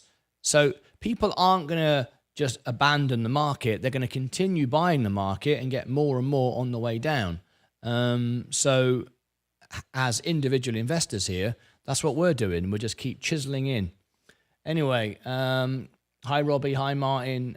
Just sold all 50,000 in VU because it hit by average. Hang on. Just sold all 50,000 in VU because it hit by average buying price of 502. Why did you do that? Why are you selling on the way down? I don't understand it. Why would you sell on the way down? Why would you not sell on the way up? I don't understand. Explain to me what your process was. Was it did you just put a stop loss in? See, I don't like stop losses because it's just too clinical. You end up just selling at a loss or on the way down, and you should be buying on the way down, not selling on the way down. Anyway, explain to me why you did that. I'd be interested to know. Good morning, everyone. IBRX is in a buy zone, and I'm about to pop shorts. Exiting news is coming out. FDA news by July 27th. Good luck to you. I wish you the very best. I know you're very passionate about that stock. Just don't get too passionate about it. The stock doesn't know you own it. All right? Don't collect it like a football card, like a stamp collection. Look at it just for business. It doesn't care. You own it. It's lovely that you're so passionate about it. I know you care about the cause as well, the cancer discoveries and all the rest of it, but just be careful. Lucas AIDS, good afternoon all. James 007, I smashed it. Great. Good work, Chris. FDA about to be my gold ticket. Fantastic. Oh, I really do hope that happens for you. I think what we're going to get now is a rate cut on Friday. I really do think we're going to get a rate cut on Friday. Well, I don't know that. I think it's a good chance. The odds are that we could get a rate cut on Friday, because otherwise there's 2 months before the next FOMC, and I think that's too late. September's too late. The market now has been punished. The market is paying for it. This is exactly what it's all about.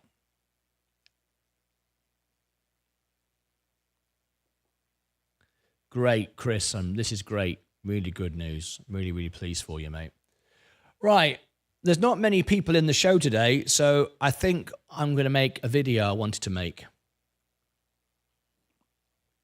And Vaz, I haven't forgotten you. I'm just really struggling keeping up with things because of my sleep issues at the moment, because of the drugs. But there's no more. I've taken my last one. England rate cut in August. Just came out. Down we go. Yes. Where is the rate cut? Vaz, send me that information in.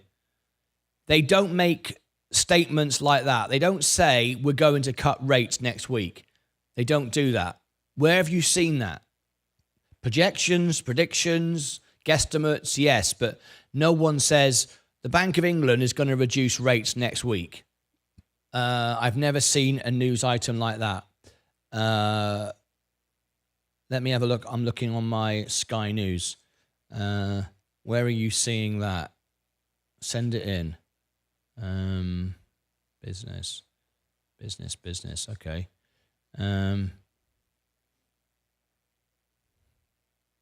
I don't see that on Sky News Business. So where are you seeing rate cuts are coming out in August? No one ever does that. I'd be very surprised if you've got it, show me. Martin, no, I've been taking antibiotics for an ear infection, but it's been affecting my sleep. I've had 2 nights. I've been on it for a week, and I've taken my last one last night, and I'm so glad, because I've had 2 nights where I've not slept at all. I didn't sleep at all last night, so this is a very short show because I'm not feeling great at all, but I wanted to show up this morning. I wanted to be here, but I hate this being affected by an outside source. So not very happy about that. Down we go. It hit my average buying price of 502. Stop loss hit, I guess. I didn't think of not having stop loss enabled. Wish TPL would go down so I could put all my money into that. So you had a stop loss set on the way down. See, I mean, that's fine. It protects your money. And if it keeps on going down, then fine. Then you just buy back even lower, right? However, if you've made a profit, you'll be taxed on it. And if you wouldn't do it on purpose, because I've been buying on the way down. If you're bullish and then the stocks have risen and now you're bearish, then you sell at the top. You don't wait. It's been coming down now for a week. We've had rotation now for a week. Rotation normally lasts 7 to 10 days, and we're going through that now. I actually think we're gonna hit a bottom in a minute, and it's going to be exactly like I said. I mean, I'm backing. I'm putting my money where my mouth is. I just bought another 5 shares of VU at 501. It's now 507.71. I keep buying. And I'm going to keep doing that. Every sort of percent it goes down, I buy another 5. I don't know when it's going to hit the bottom. No one does. Hopefully it's only a prediction. My bad. Should have read. No, that's okay. No, that's fine. Everyone's making predictions. I'm making predictions, but it doesn't make it a fact, though. Faz, they can't. No Federal Reserve, no bank can say, or any government can say, we are lowering rates next week. It's secret until it happens, because that would be stock manipulation. That would be corruption. You can't say next week we're lowering rates. I mean, we can predict it and we can guesstimate it, but they're not going to say it because, as I say, that would be complete manipulation. Martin, the studio looking good in the purple and pink colors. I like it. Hopefully it's, purple and red, hopefully. Anyway, same as your logo. I added 15 more IBRX this morning. Great. I follow Martin's trend. There you go. It works for me. I'm beating the market now. Great. Okay. I tell you what I'm going to do. I'm going to make a video. I wanted to make a video. So there's not many people in. So let me do this now. I wanted to do a dramatic sort of video. All right. So let me see. What sort of lighting should I do?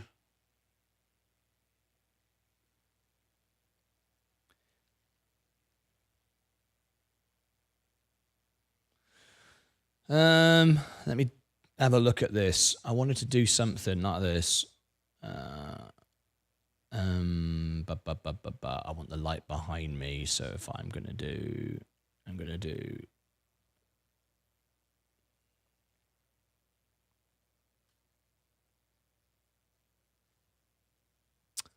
I wonder if that works. Does that work?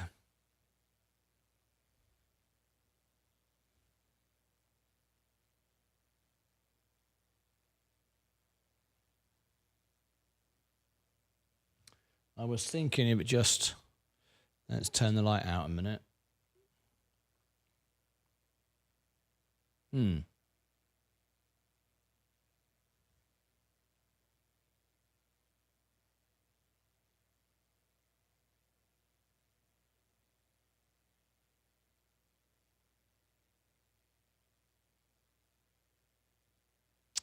Right, let's put the spotlight up.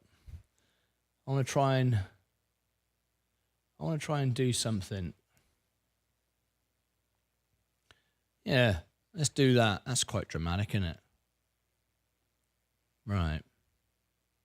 Okay, I'm going to do that. Going to make a video like this. What do you think of that? Is that good? Atmospheric? What do you reckon?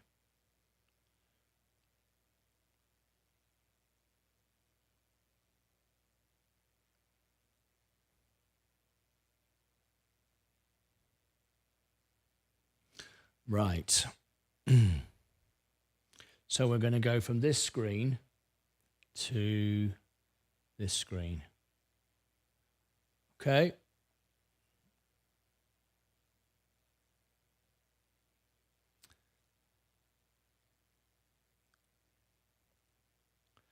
Right.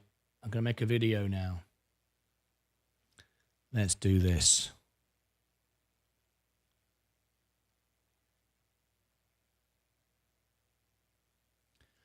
Stock market crash. Has a crash begun?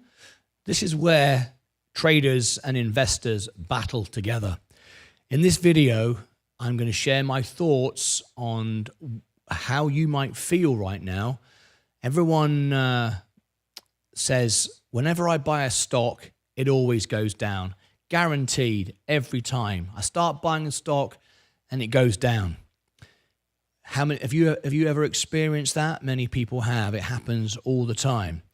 But right now, we're in the middle of a crash, which is gaining speed.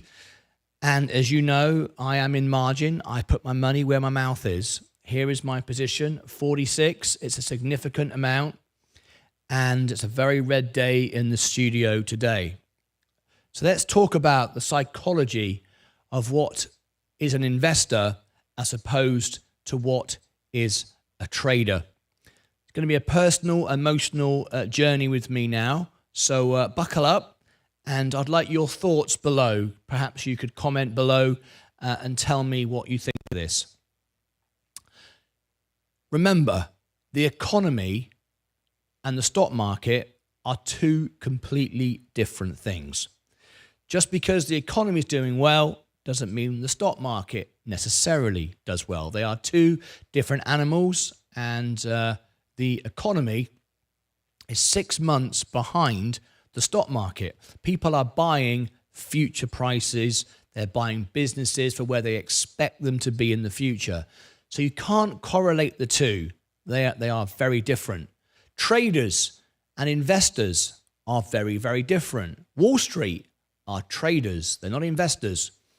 If they sense the markets are going down for any reason, they dump the stock. Does that mean the companies are doing worse today? Well, potentially they are. We've just heard from Tesla. No surprise there. The stock was overbought. The company isn't particularly doing much worse. It is doing a bit worse, but it's in kind of relationship and in keeping with the economy as a whole. We know everything's slowing down. That was the intention of the Fed. That's why they raised rates to calm the economy down. Less supply, less spending. Then the economy cools. They can lower wages because businesses are laying off. So they don't have to pay such high wages, and so it goes on. The Fed have been tightening at historic levels now for a long time. It takes a while for the true effect to kick in. The true effects have now kicked in. And this is the point where the Fed can go too far and damage the economy. We don't want the economy to go and the stock market and the whole thing to go into recession. We don't want a depression. We don't want that to happen. I don't believe that is going to happen. What we've got right now is a rotation. The mega caps made loads of money. We're looking at Donald Trump winning the election. We know his opinions on certain stocks. And people are taking their money out of high tech, buying the lower cap, the small caps, the lower quality stocks. They got a bit of a bounce, and some of those have now sold off. But now the general economy, the general market is going down. Now, as a trader, you might look at this as an opportunity to get out of the market, wait for it to settle, start buying again. But the trouble is, nobody knows when the bottom comes. Charts can help you. Sensei can provide some great charts for you, support levels, resistance levels, all the rest of it. Historic positions that have happened in the past, giving you the belief it may happen again by a certain percentage. But generally speaking, unless you are an oracle and you've got a crystal ball, which I have, by the way, nobody knows how far the markets are going to drop. Now, we've seen bigger drops than this. Overall now, we're down about 3 or 4% since from the top. That's a reasonable drop, but it's not by any means an all-out crash. Some people are saying we're about to get the biggest crash in history, 20, 30, 40, 50%. I don't see it. I see strong businesses that are simply being sold as rotation. And we know the Fed have done their job. Their job was to cool inflation and get it back down to 2%. We are there. We are there because the metrics they use are lagging indicators. Europe knows it. UK know it. India knows it. America know it, really, but they're just using lagging indicators. So on Friday, we're going to get another PCI print, and I think we're going to see another drop in inflation like we've done over the last few months. And I think there's a very good chance that we will get rate cuts on Friday. I've been saying for 18 months that in the summer of 2024, enough pain would have been caused to the economy and the markets, enough damage would have been done, and now it's time for the Fed to cool down. When they cool down, it will bring more money back into the markets. It will be less attractive to hold your money in cash. It'll put more money into new emerging businesses and all the rest of it. They've done the damage. They've done what they needed to do. It's now time, desperately time, to lower rates because now the Fed are in danger of deflation. That's when you go negative. And we don't want that.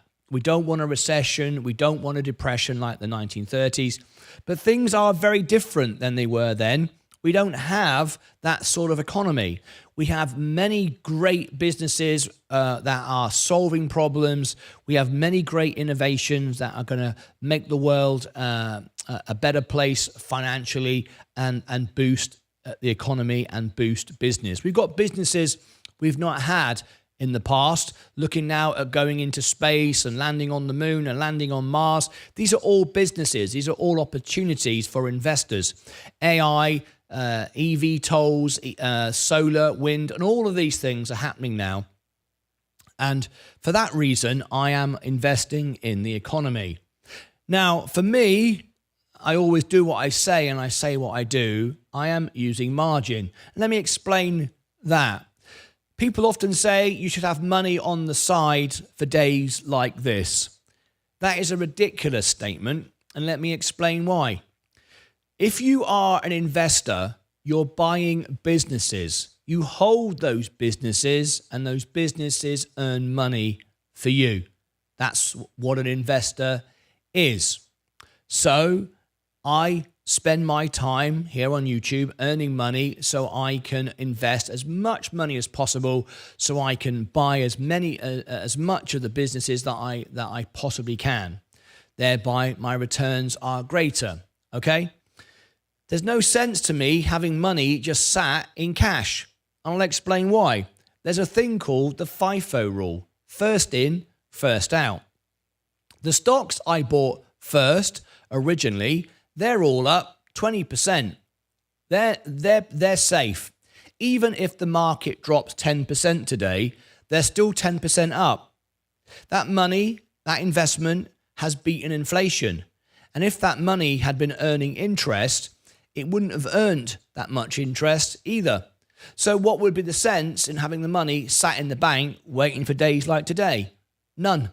As Warren Buffett says, don't wait for the pullback. Stay invested. Concentrate on earning money and buying into the market.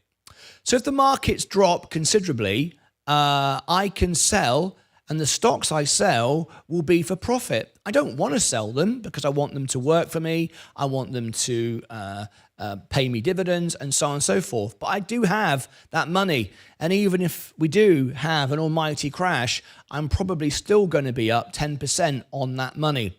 Like I say, more money than I would have made in cash or in interest. So I'm fully invested. Now, as I earn money, I just keep buying. Regardless of the price, I try to find a little dip in the market. But again, I'm not trying to time the market. Overall, over the next 10, 15, 20 years, it won't make a difference. It won't make a difference at all. So I just keep buying. That's when the stocks are going sideways or they're starting to trend up. I'm buying more. Not using any margin at that point because everything's just going up and up, and there's no point borrowing money just to go sideways, or there's no sense paying interest for stocks that are going up. You don't do that. You just put your own money in, and every month I earn money on YouTube and I put more money in, and so it goes. Well, we've had that time, and all that money is now invested. And what normally would happen is I'd wait for next month and get some more money, and I'd buy some more. However, we're now on a downtrend. We're not going sideways anymore. We're not going up anymore, but we are going down. And because we're going down, this is my opportunity to buy stocks at lower prices. Bearing in mind, a week, a month, 6 months, a year from now, 10 years from now, I know they're going to be up. So that is the very definition of investing. Now, you might say, yeah, but you're now paying interest on the money. Yes, I am. 6.75, which is about to come crashing down. I expect 3 rate cuts this year. So once we get rate cuts, everybody else is going to be piling in with margin because money will become cheap again. So I want to buy in on the way down. Now, that's why I'm doing it. Now, margin isn't right for everyone because the most important thing is your emotions. If you stress over it, if you do it too much, if you need the money and you need to take the money out of your account to pay bills, you shouldn't be doing it. This is for people that have a temperament that they can have control over, discipline. Don't get fearful. Don't worry tomorrow and sell on the way down and then buy up again and all the rest of it. You don't want to be like that. You need a very calm head, and you've got to take your time and have patience and just let it happen over time. Now, as we hit the bottom, at some point we will. There won't be any more decline. That'll be it. And that's the point we'll know where the bottom is. We won't know it until we get there, but we'll know after by about a month or two, and it will take that long to know where the bottom was. And off we'll go again. Now, as we start to go up, I won't be buying. Everybody else will be buying, hence why the market's going up. I will be enjoying the stocks I own at the lower prices and spend the next 2 months, 3 months, 5 months, 5 years, doesn't matter, paying back my margin. Now, if you borrow $1 on margin or $1 million on margin, it shouldn't make a difference. What I mean by that is you might say, well, I'm okay. I'm okay with it temperament wise to spend $1 on margin. I'll borrow $1. I'm okay with that. But I would definitely not borrow $1 million. Well, let's explain that for a moment. If you look at my portfolio and we look at my margin position, you can see right there. If I go on to the view details, so you can see exactly. This is my position. You can see I've now got a 60% buffer. The market has to drop 60% and then some, because it'll be more on top of that because it's kind of built into it. But 60%, we're not going to see a 60% drop. And even if we saw a 61% drop, I would simply have to raise my my balance by a couple of bucks to get above that level, and I'd be fine anyway. It wouldn't be like suddenly I've got to sell all my shares and run to the hills. But I've got a 60% margin, a buffer, because my portfolio is currently worth $79,000. It doesn't take into account what's in my Roth. Obviously, it's separate. That's always money I can get hold of as well. I will pay a tax penalty, but there's money there. But if my portfolio was $1 million, which it will be in about 6 years' time, then I can borrow, and I would borrow, somewhere in the region of $400,000. It would be exactly the same percentage. The question is, could you live with that? Could you live with borrowing nearly $500,000 on margin? Well, it's the same as if you'd borrowed just $1. If you only had just over $1, it's the same thing. It's about the percentage. It's not about the number. The more money you have, the more you can borrow. It just makes perfect sense. So for me, 60% is my very comfortable buffer. A month from now, when I get paid again from YouTube, I'll have another couple of $1,000. I'll put that in. That will take my buffer to 62%. I can buy some more. I could go on and on and on. I could spend all of that money right there and put myself right on the edge of a margin call, because I still believe we're going to go up soon. I don't think there's much more to go down. However, I don't know. And also, that's my tolerance. That's the risk that I take, not because I don't believe in the economy, but because I've got to sleep at night and it makes me feel uncomfortable to go further. I've experienced margin before. I know what it feels like. I wouldn't want to be 80, 90% in margin. I would feel uncomfortable, even if I was bullish and believed in everything. And remember, no one knows what's going to happen. That would make me feel uncomfortable. And it would take me about 30 years to pay it back. Now, paying it back over 30 years isn't really a big issue, because if you keep earning money and you can increase what you're earning, and you're buying shares which you bought 30 years ago, essentially, they're a lot less than where we are in the future. Does it really matter? Well, the only thing it would be a concern for is if interest rates started going up again.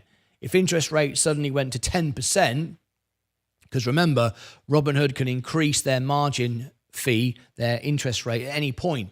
They don't have to wait for the Fed. They could go, we want to make more on our margin. We're going to charge you 12%. If they did that, and they could do that today, they could announce that. But they know if they did that, many people would sell and they wouldn't make the money. So there's no point doing that. But they could. So because that's always a possibility, you can't just keep buying and buying and buying and buying, even if you think it's not going to go any lower, because it would just be so difficult to sleep with. It just wouldn't be worth it. Your health is everything, right? So there's my thoughts about my current position, and you're probably facing the same. You're seeing the markets go down and you're thinking, what do I do? I'm not in any way saying this is financial advice. I'm not in any way saying you should use margin just because I have. This is my thoughts.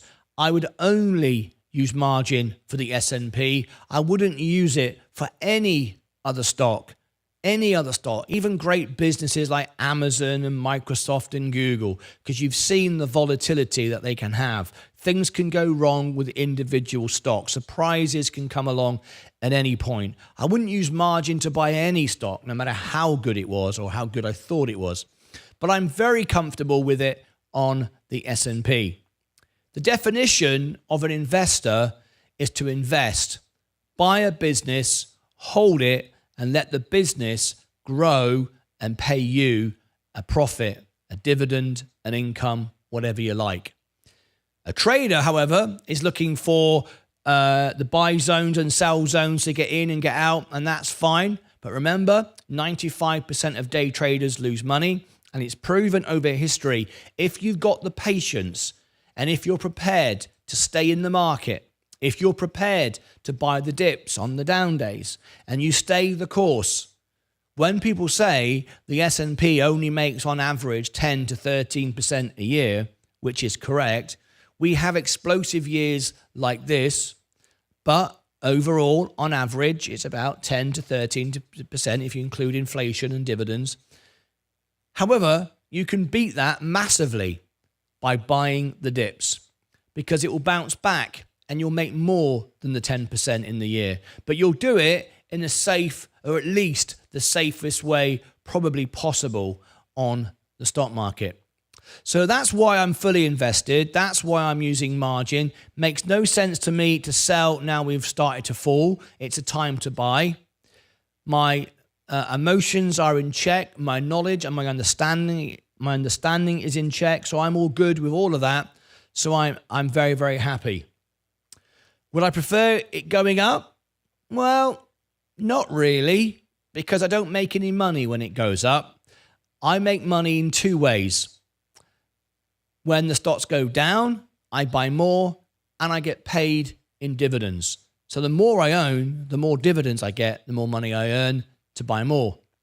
Going up doesn't make me any money until I choose to sell in 10 or 20 years. To see my portfolio up 100% today is exciting, and we turn the lights green, and it's very exciting. But it doesn't mean anything because I'm not selling it and buying a car or paying for a holiday or doing anything. It just sits there. And there's nothing wrong with that. But the real investing is done on the red days. So my message to you is, are you an investor or are you a trader? You can be a bit of both. You can flip-flop from one to the other. I've traded. I'm also an investor. Right now, I'm just solely an investor. What are you doing now? Are you buying the dip? Is there more to come? Some people will tell you on YouTube to get views because it's all doom and gloom that a 30% crash is coming. Maybe. No one knows. Certainly those who make YouTube videos don't know. I don't know. I've no idea. But I do know that over time, I'll be okay. I've got to stay the course, keep my emotions in check, keep working. I turned up today when I felt really ill. I went, no, I've got to get up, got to make videos, got to earn some money. Otherwise, then I would be in trouble, right? I wish everybody the best. I hope you are not at home on your own thinking, flipping it, what do I do? Because if you are feeling like that, it'd be more important for me to know that you can call into the show, be on the show, be part of it, and get support from all our viewers. I wish you all the very best. When the clouds come over, it means the sun is coming next. It's inevitable. The sun will come out next. We don't know how long the rain clouds will cover the sky, but we know what comes next is the sunshine. Click above my head for all the links down below in the description, and over here, I'll put more videos you might find useful.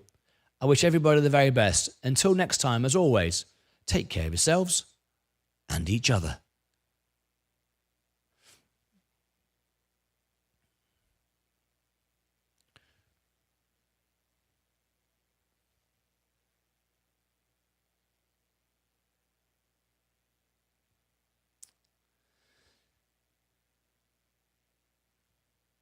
All right.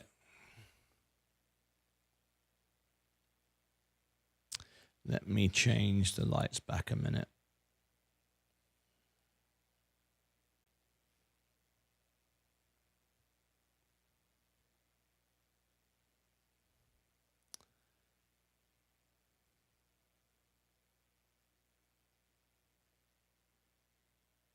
Is the stock market in a downward trend? I don't think it is.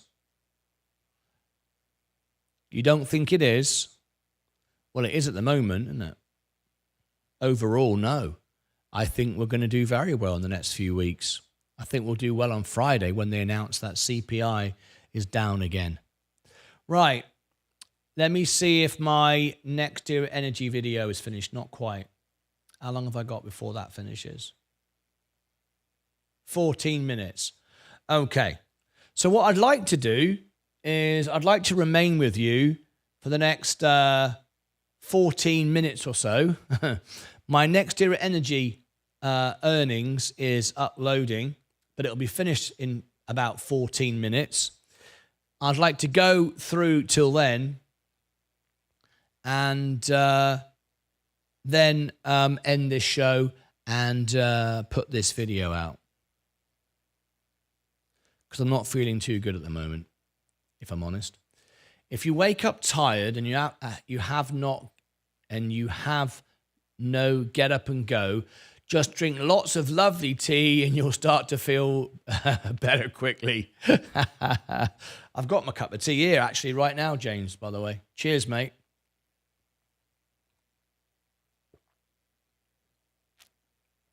Yeah. Awesome. I've got a new member in Discord. Let's see who that is. Okay, got a new member in Discord. Let me just add them in.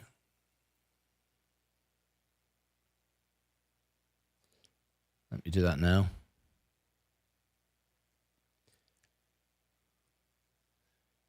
It's someone. Oh, I've already messaged that person. Okay. Okay.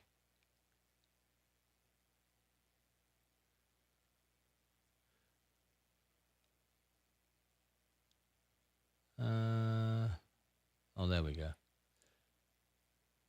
That's all good. Want to thank Sensei last night, by the way, for doing a great job with Tesla. Thank you very much indeed. Took a lot of stick from me. So that was funny last night. Cheers, Martin. Thank you. It's a very quiet day today. Doom and gloom. Everything's stressful when it's all down. People get they don't like trading and investing when the stocks go down. It's a non-event, but for me, it's a time to build up your positions. RW, hi all, how you doing? We're just going to be here for a few more minutes. I'm not feeling very well. I've been taking antibiotics and not sleeping. It's been absolutely a nightmare. So I did the earnings this morning. Oh, I just forgot. 24th. Right. Next Era Energy. And Sketchers. Is that Sketchers? Right. Okay. I'll do this while we're waiting before I leave. SKX. Sketchers. Let me check. This should be tomorrow. Available July the 25th. Let me check it's right. July the 25th at 3:30. Yes. After hours tomorrow. Right. So let me do this then quickly. So,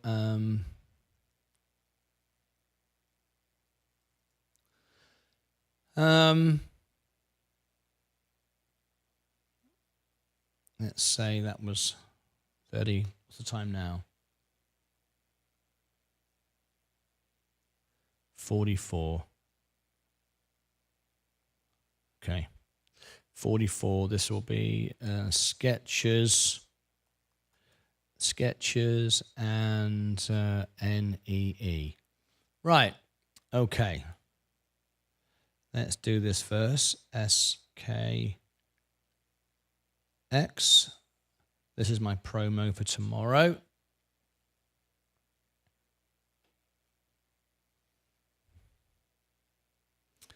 Sketchers.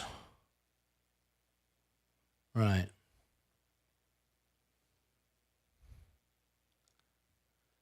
Sketchers earnings, July 25th, after hours. Join us for this one, where we learn all about the fate of Sketchers. This has been requested by one of our members. If you're one of our members, you can ask me to cover the earnings review stocks. It's all part of the service. So tomorrow, after hours, which is July the 25th, we'll be watching Sketchers. Now, we've seen other companies miss on earnings. Tesla, Google, the list is lining up. The markets are crashing a little bit.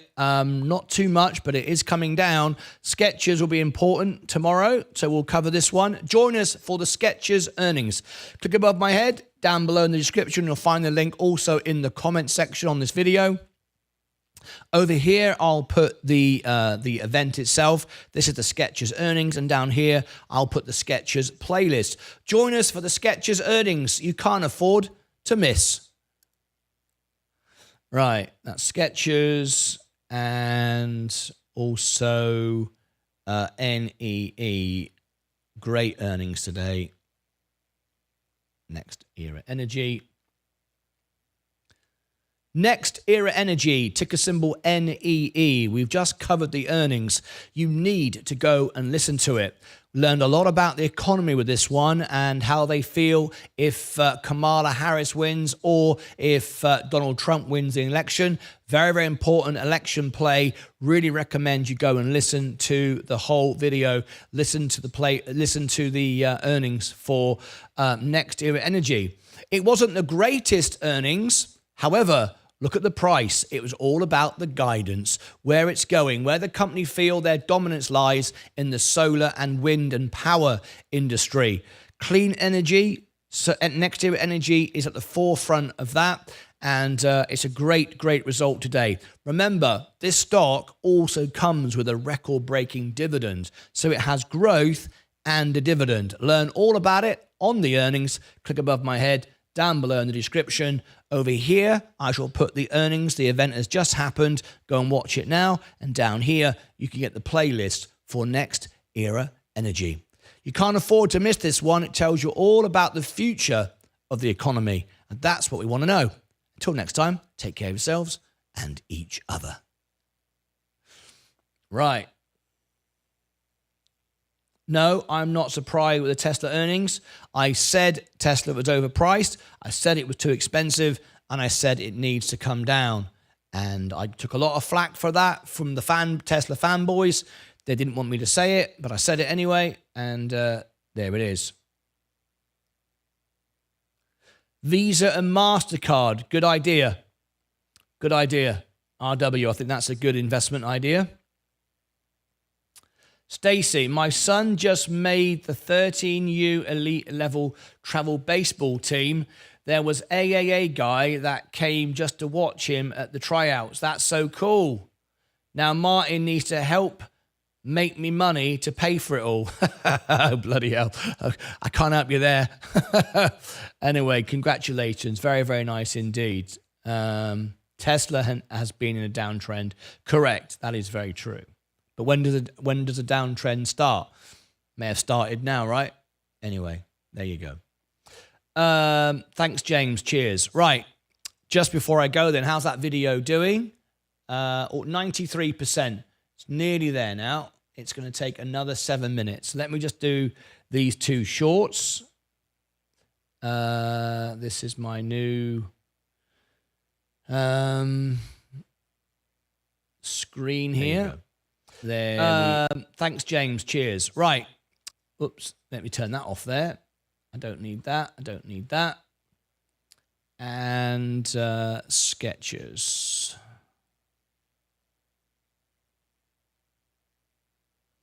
Okay. And because I didn't like it, I'm just going to take that back a bit.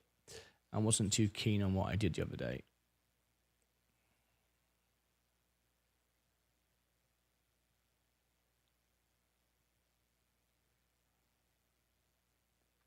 Okay, if you're wondering why I'm looking like that, I'm trying to line it up.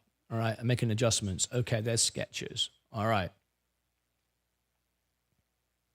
Sketches earnings. Join us for the earnings. It's July the 25th after hours. We'll be covering it live. Very interesting stock, this one. We've been watching all the earnings, all the mega caps, and we now want to learn about Skechers. Can we make some money from this one? It's a bit of a dip today. Everything's down today. Well, most things are. Join us. Click above my head. No, why am I saying that? What I meant to say is down here, just there, there's a related video. Can you see it? Just there. If you look down there, look, there's a related video. Click on that and it will take you to the event itself. Up here is the chart. That's what I meant to say. All right, there's Skechers, and the other one was NEE. Okay, NEE. Next Era Energy.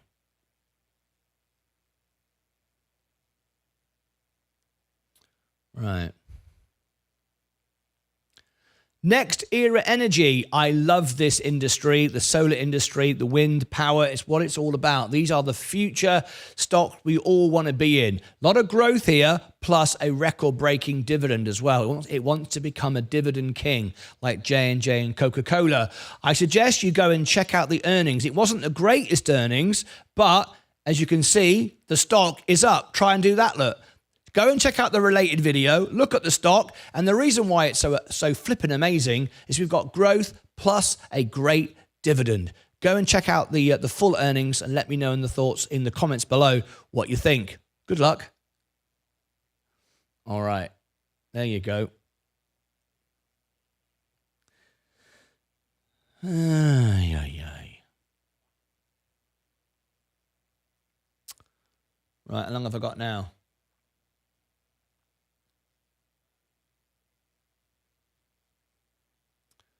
All right, I'll do, it says 2 minutes.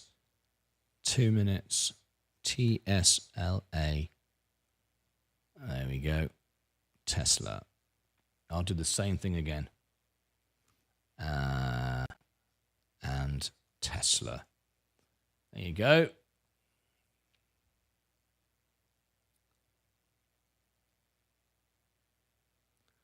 Tesla. Very red today. What can I say? I took a lot of flack for telling people it was overbought, it was going up too much. Oh, the fanboys didn't like me. It's a great company. Elon Musk is great, but it's not a fan club, and you're not joining a forever fan club of Elon Musk. It's simply a business. It's a great business. However, everyone's paying too much for the stock. Yes, it's going to go up in the future. Yes, robo-taxis will eventually make you money, but not for many, many years. Elon alluded to it last night. I've been saying for ages, nearly a year, if you own a Tesla, you're not going to be able to drive it around day one and earn 100 grand a year. That isn't going to happen. Tesla is a great business, too expensive. Go and check the full earnings right down here. There's a related video just about here. Have a look at the stocks right there, and have a look at the related video Just there. Try and do that in your sleep. Right. Okay. That should be me now. I should be able to get off. I'll see you back for the closing bell.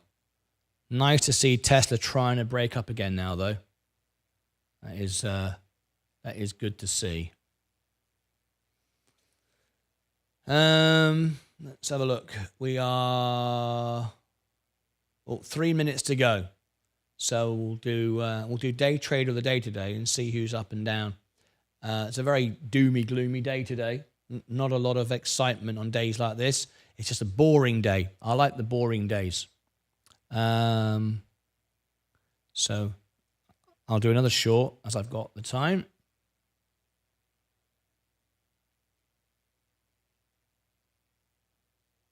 Might as well crash at the end. So let's do that.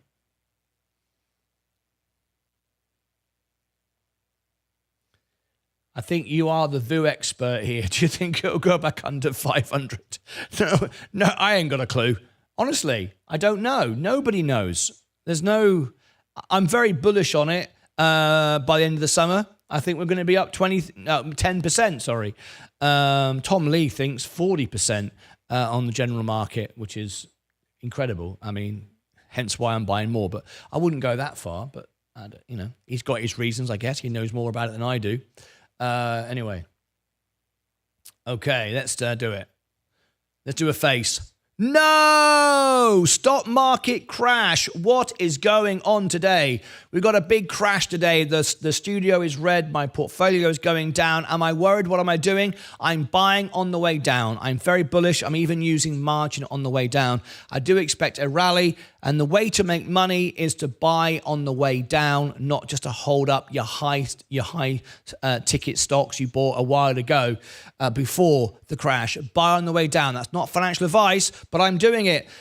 Check out below for a related video. I've got a full deep dive into my emotions of being an investor, what it feels like to be an investor. Click down there, the related video, and have a look up there for the price action. All right. It's really hard doing this when you're live. Normally I make these off air, but I'm waiting for a video, so I thought, why not? Okay. One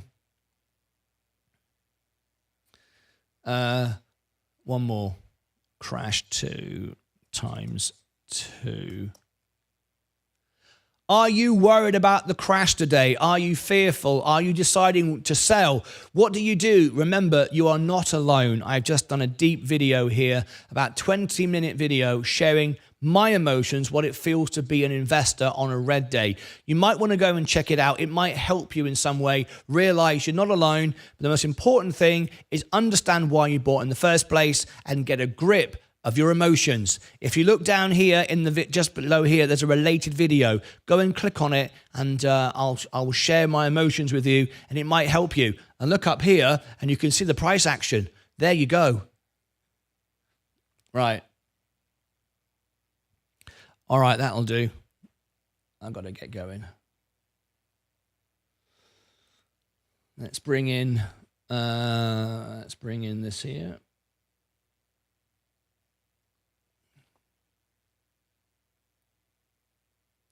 So a stock of 10 to 20% could be considered a correction in price. So a stock but an individual stock is very different than an index. The purpose of buying the index, the S&P, is you don't get a 20% as a correction. 10% maybe, but not 20%. 20% would be a crash, would be a serious crash. That would be right up there with all kinds of events in history. We don't want that. Right, how's this video doing? Okay. It's just seconds away. 0% processed. All right. Okay. How's everybody doing on TikTok today? I was watching your YouTube videos yesterday. Tuma. Hello, Tuma. Where are you from? Tuma on TikTok just said he was watching my YouTube videos from yesterday. Let me put Tuma on the screen. Where are you from, Tuma? How can I be of help or assistance to you? If at all, you might go, nothing, mate. You can't do anything for me. Where are you from? It's time to add on these lows. I agree. I agree with you 100%. I've got a video coming out. Mr. H. Tuma. Where are you from? Just talking to Tuma. He's just come in. He gave me. Did he just give me 22 diamonds? Is that what that is? That's very kind of you. But if you wait just here, there you are. You're on the screen there. Look. Okay, let's get out of here. Let me know where you're from, and we'll have a chat. Uma Khalid, how are you? 10-month journey. HW. Hang on a minute. I got this. I got a verification check. There you go. I got a verification check. Good to see you on here, Martin. Thank you very much indeed. Oh, it's I know who you are. Ross. Who's the guy been telling me to go on YouTube? Danny. Is it Danny Rothschild? Danny Rothschild, isn't it? Dylan. Danny Rothschild. Is that right? Have I got that right? Anyway, you asked me to come back, and here I am. Oh, Uber Eats. Uber Eats has just given me. Did you see that? Is that the real Uber Eats? Uber Eats guy sent TikTok ×2. What's that? Just sent a gift. Thank you very much. Uber, you know the Uber Eats people? I just got this gift. I don't know what it is until the end. You could tell me what it is, but it was very nice to get it. Right, okay. Let me see this video now. It's the Next Year Energy is done. Upload. NEE. Next Year Energy. There you go. There it is. Alrighty then. Okay, so put one there. So Next Year Energy is out. The earnings is out. I'm just going to post it. So what I'm going to do is end this show. I'll be back for the closing bell, but I'm going to put out these videos that I've been recording. But if you'd like to watch the Next Year Energy earning, Uber Eats, #1 gifter. Look at that. Uber Eats, you're now my #1 gifter on TikTok. Yes, that's me. You got it, mate. Yeah, Danny Rothschild. Oh, look at that. Look at that. Can you see it? Watch up here, 30 seconds later. If you keep watching here, you'll see, that was good, that. You'll see the hat come on. Keep watching. There it is. You see it up there. Everybody on YouTube saw it too. That's right. I like that. What else you got? I'll give you that. That's good. Never has that happened before. That was funny. There you go. Brilliant. Bloody marvellous. Right, okay. Let me put this video out. So it's now 11:06. Let's go 12. 6 minutes, all right. So public. Set as a premiere. July the 24th.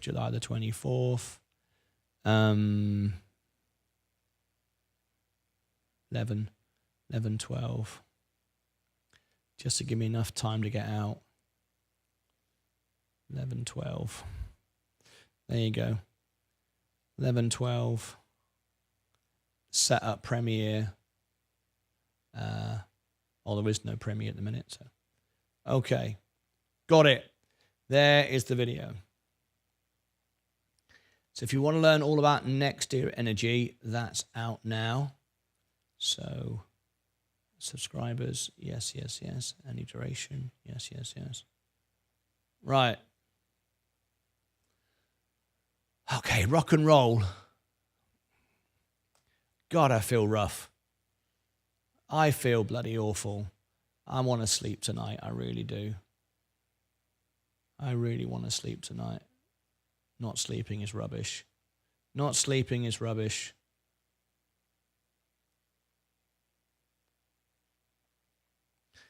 Right, Next Year Energy.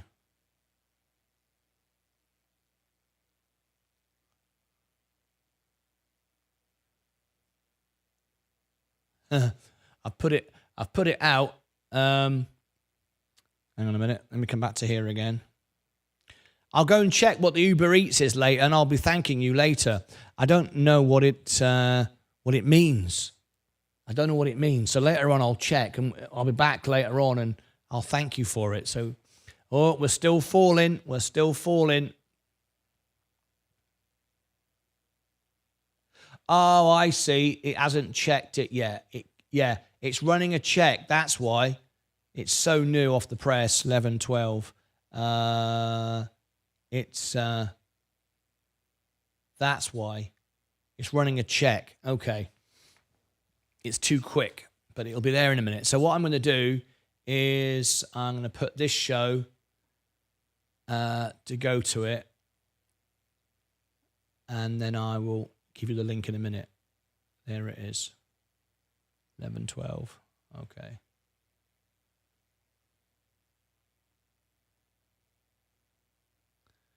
Right. That should be good now.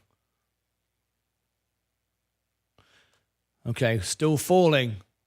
When's it hit the bottom? When does it hit the bottom? No one knows.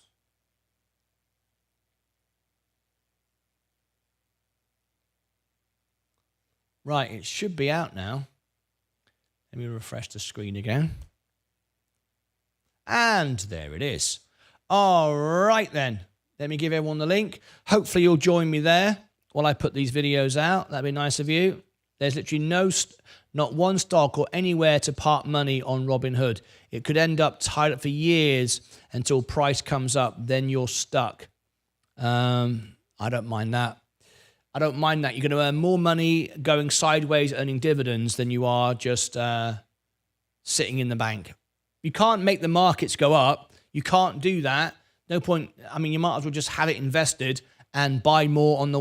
the point is, if you're going to go sideways for a few years, you've got a chance to buy more and more and more. You don't use margin going sideways. That's pointless, right? But if it's going down, you could use margin. But when it starts going sideways, you just keep paying it off, owning more and more and more. When it takes off, you've got all that stuff to take off. That's the point, right? That's the point of it all. Anyway, smoky fat. That's what I think. Anyway, let me give you the link to where we're going now. Here is the video. It's about to start in 60 seconds. If you come and join me there, that would be fantastic. Everybody on YouTube, TikTok, if you want to see my premiere, that's about to start on YouTube. You come out of the main show on TikTok, you click the profile here, come out of this live stream, you'll find my link to YouTube, and I'm about to go live. I've got a premiere to go live, and then I'll be back at 2 p.m. Central, so 11, 12, 1, in 3 hours' time, 2 hours 50 minutes from now, I'll be back with the closing bell, and let's hope that we've reached the bottom. I want the bottom to be in. In fact, it doesn't really matter if it's not in, really. The lower it goes, the more I buy, essentially. All right, so come out of the live stream, click up there. I'm about to let you all go. All right, that's it. The premiere is about to start. Hopefully you'll all come and join me. Hang on. Have I made the chat live? Have I made the chat live so all the members can chat? Let's have a look. Yes, I have. Just want to make sure I've done that. There you go. Right. Yeah, thanks. Yeah, I just think it's the right thing to do. You just got to have patience. You're earning more money than you just left it in the bank. You just keep buying when it's down or going sideways, and then when it takes off, you've got more, right? You can't make things go up. All you can do is be prepared and invest, dig the ditches, I like to call it. Dig the ditches when everybody else is sat on the beach doing nothing. All right? Okay, there we go. Come and join me now for the premiere. Thank you ever so much. I'm going to go and have a lie down when I put these videos out because I feel absolutely awful. I'm never taking antibiotics ever again the rest of my life. It is rubbish. Right, that's it from me. The premiere is about to begin. Thank you ever so much indeed. I will see you back for the closing bell. Hopefully you'll be with me in the live premiere, and I'll see you all back this afternoon. Love you all. Until next time, take care of yourselves and each other.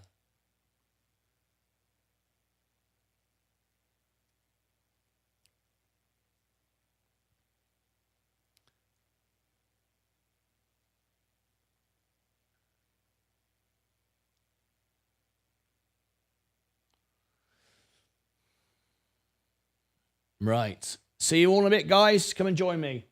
Oh, thank you for the follow. Thanks for all the love. Click the star and become a subscriber. Brilliant. Bye-bye, everybody.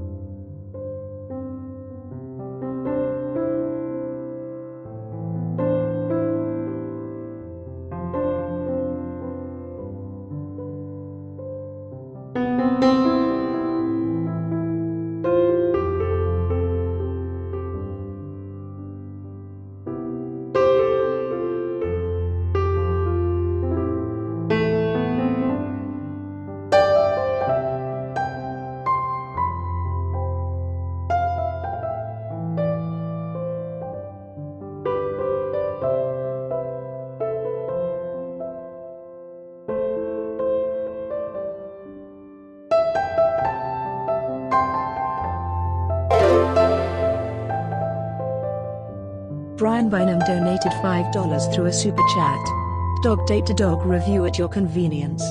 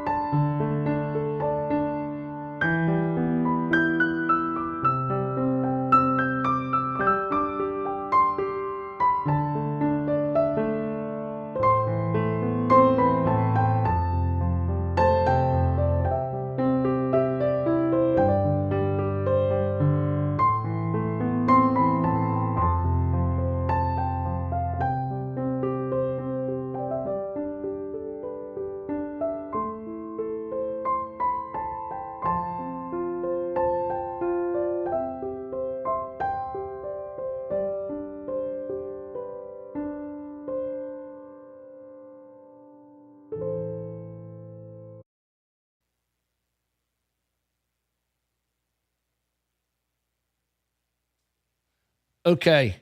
There we go. Sorry. I forgot to turn the music off. That would explain why Stephen Lewandowski didn't comment. Stephen Lewandowski, I was talking to you. Stephen, are you still here on the extra channel? Sorry about that. I've had the music channel playing music. I've turned it off now. Sorry about that. Okay. That would explain why Stephen Lewandowski didn't respond.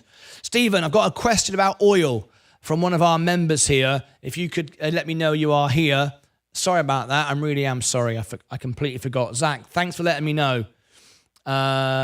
Today, hi, says OSRS Elgin. How are you? IMMR. Green today. Congratulations to you. If you will remember, we could make videos on it, cover the news and so on. What's your position on space? Did you sell your stock already?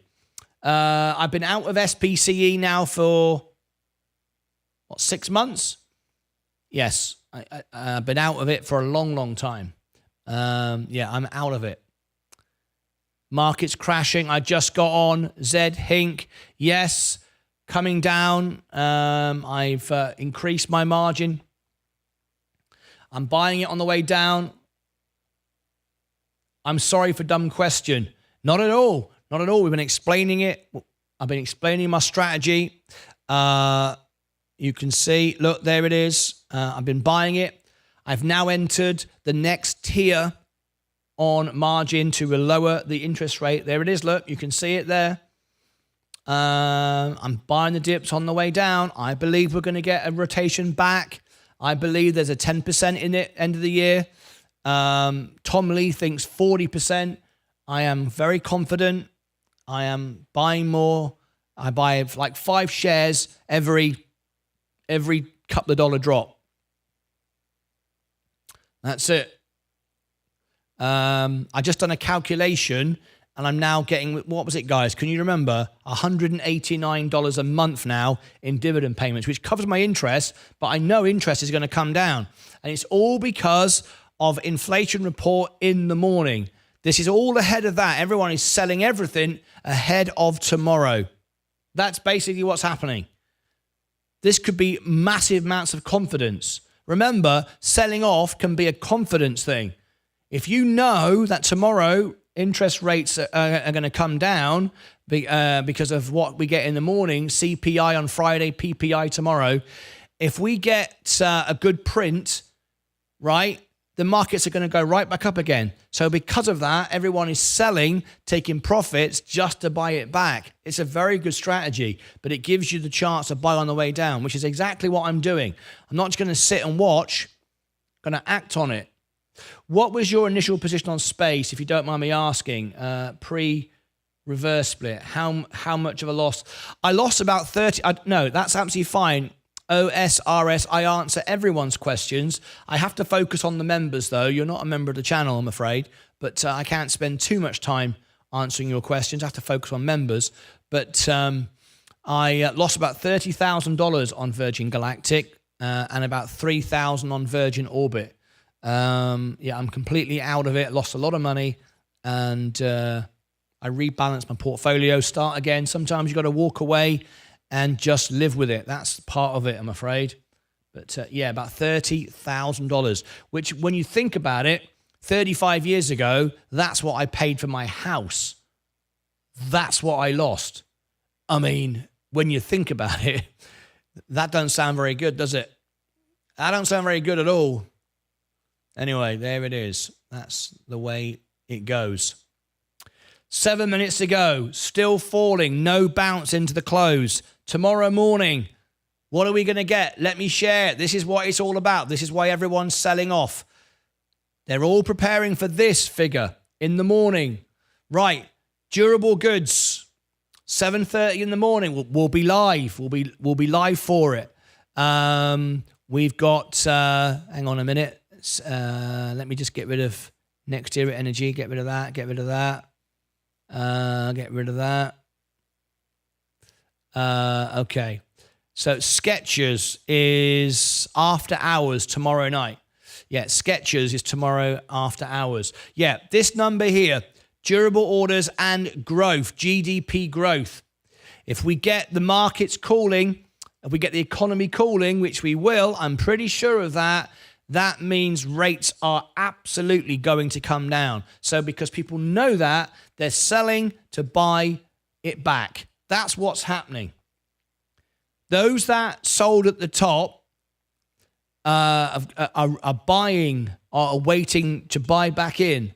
What's happening now, people are seeing the market go down, so they're selling out. So it's driving it down. Remember, that's what Wall Street does. Wall Street are not investors. They're not your friend. They're traders. And they know if they dump the stock, retail investors will dump the stock. Some people will get margin called. That will make it go down even faster. Margin calls will come in. People will lose money. Oh, it's gaining speed again.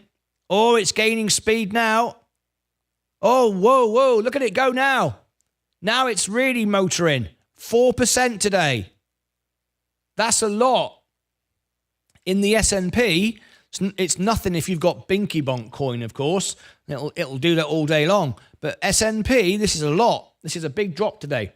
TMF will go up if inflation is hot. TMF, time to tell. Thank you. We've got 4.5 minutes to go. And then on Friday, we got core PCE. And we're going to keep our eye on that.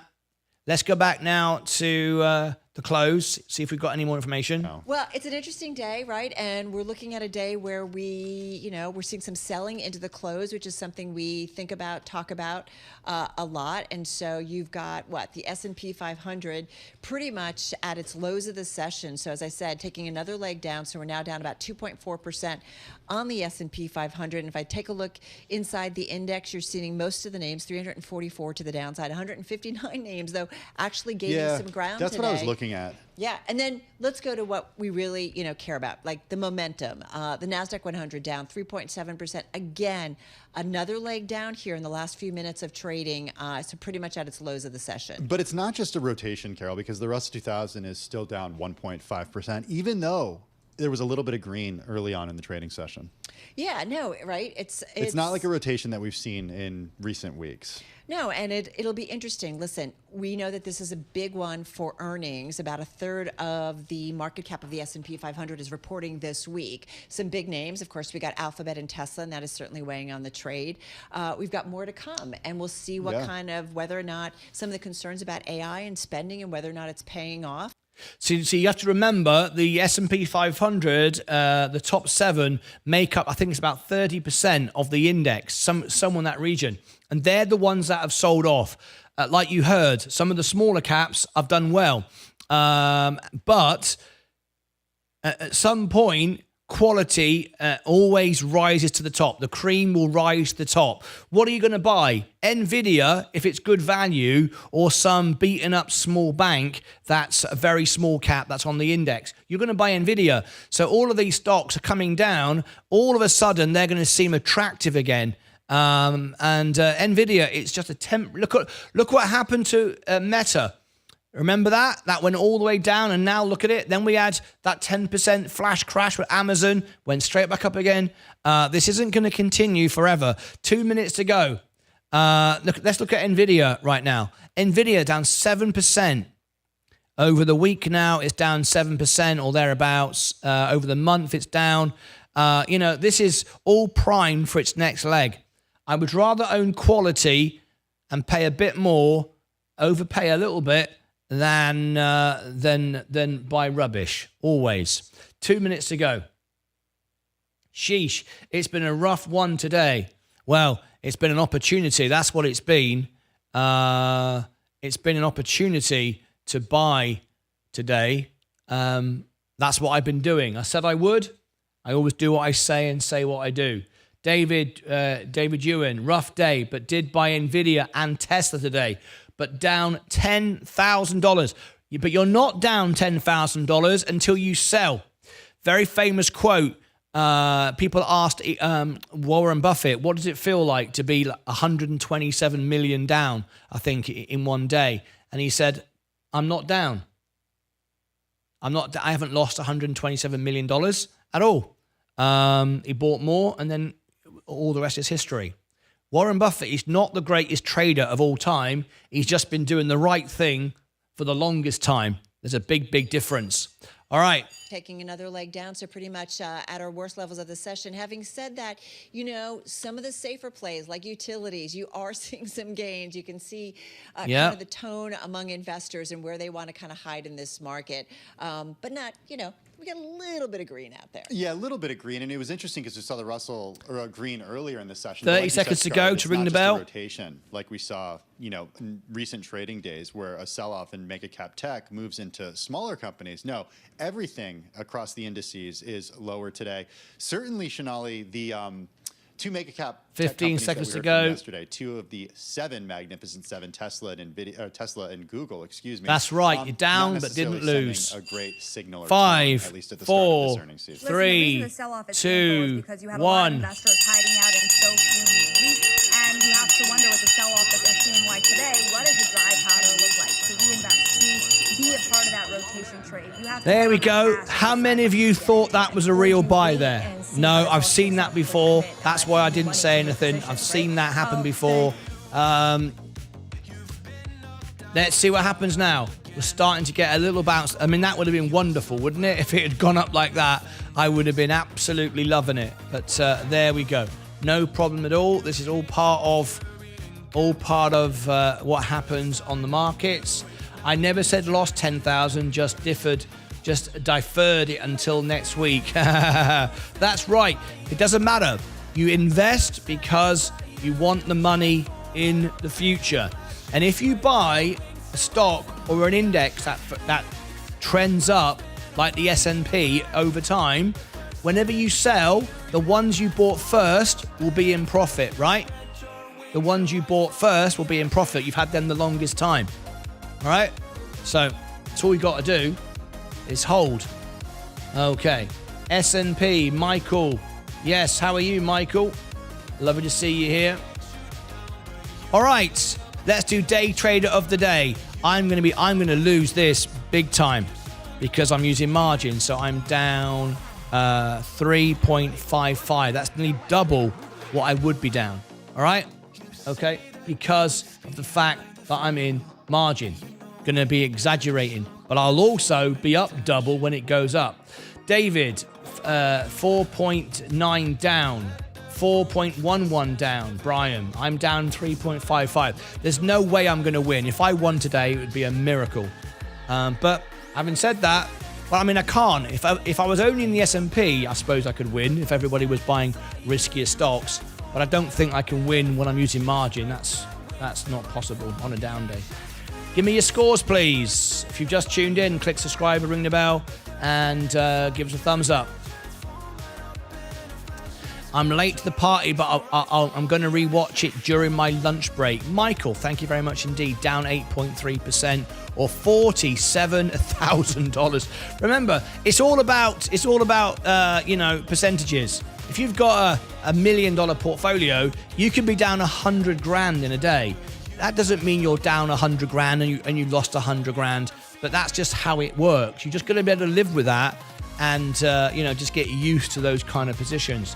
Down 2%, down 4.6, down 8.3. There you go. Mark Saxby, have you been buying the dip? Down 8.09, down 2. So I think the winner then, I'm going to call it, is Rallo1. Rallo1 is the winner. Thank you very much indeed. Thank you for your honest trades. Give him a thumbs up. Absolutely brilliant. Congratulations to you. Rallo1, you are the winner. Timer tell, you have to be a member to enter the competition so we can verify you. There we go.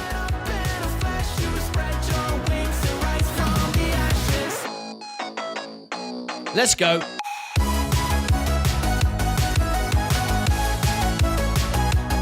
Woo!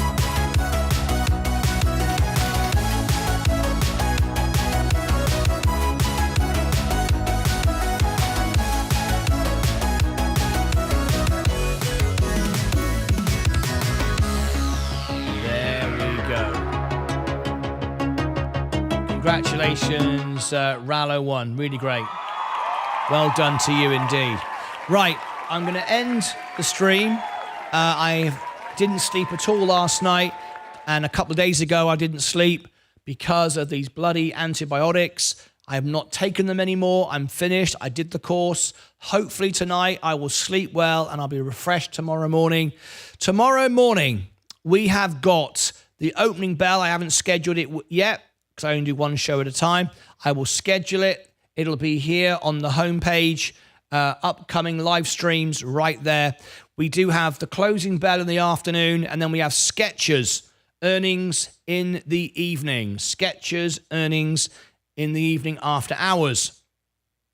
Of course, then tomorrow, on Friday, will be opening and closing bell with all the inflation reports. Inflation reports tomorrow as well.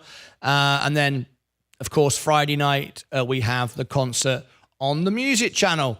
That's what's coming up over the next 24 hours or so. Now then, once again, it'd be very, very nice of you.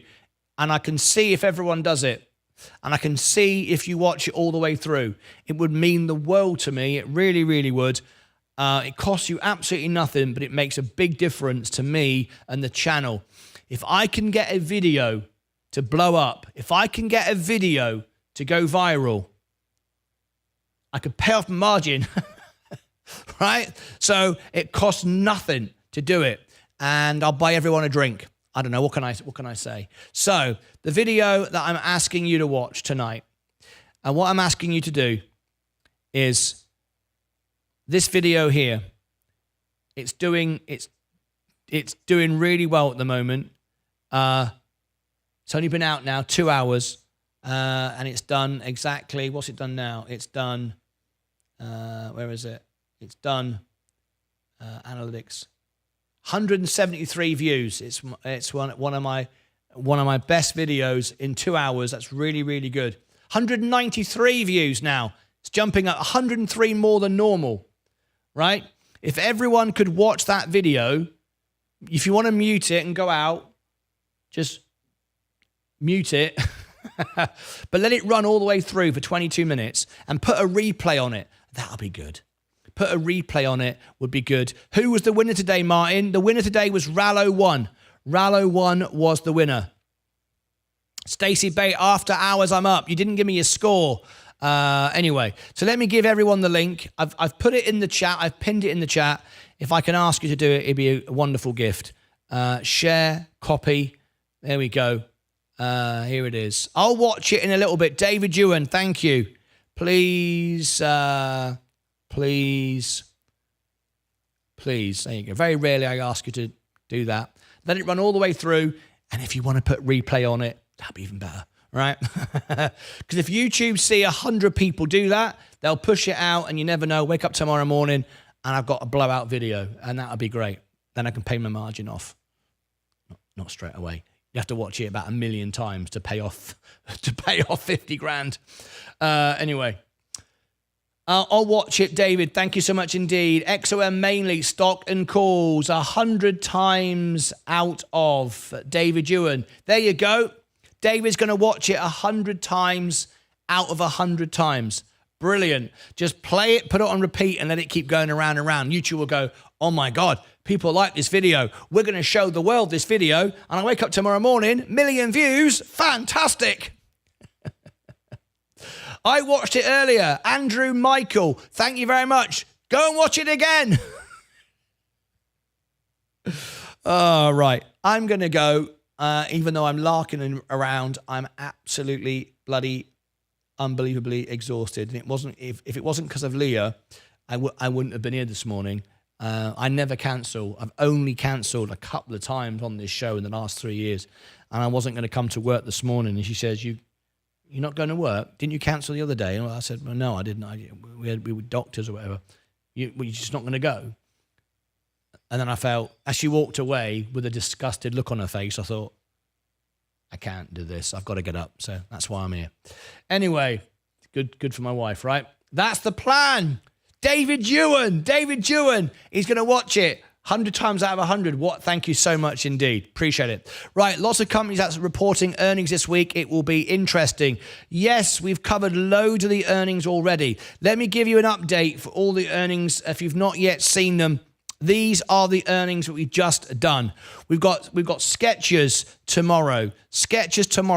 We've got McDonald's, Tilray, SoFi, SPCE, Microsoft, Apple, APLD, Amazon, Chevron, Palantir, Rivian, Asti, SMX, Hood, IonQ, Plug, Rocket Lab, Funware, NVTS, RUM, Walmart, FFIE, NVDA, and TPET all coming up. We've just got earnings tomorrow of Skechers. I've just done NextEra Energy. I've just done Tesla. These are the videos. Enphase, we've just done. Coca-Cola, we've just done. As you can see, we're doing all the earnings. Now, just so you know, when you see an earnings go out live, right? Like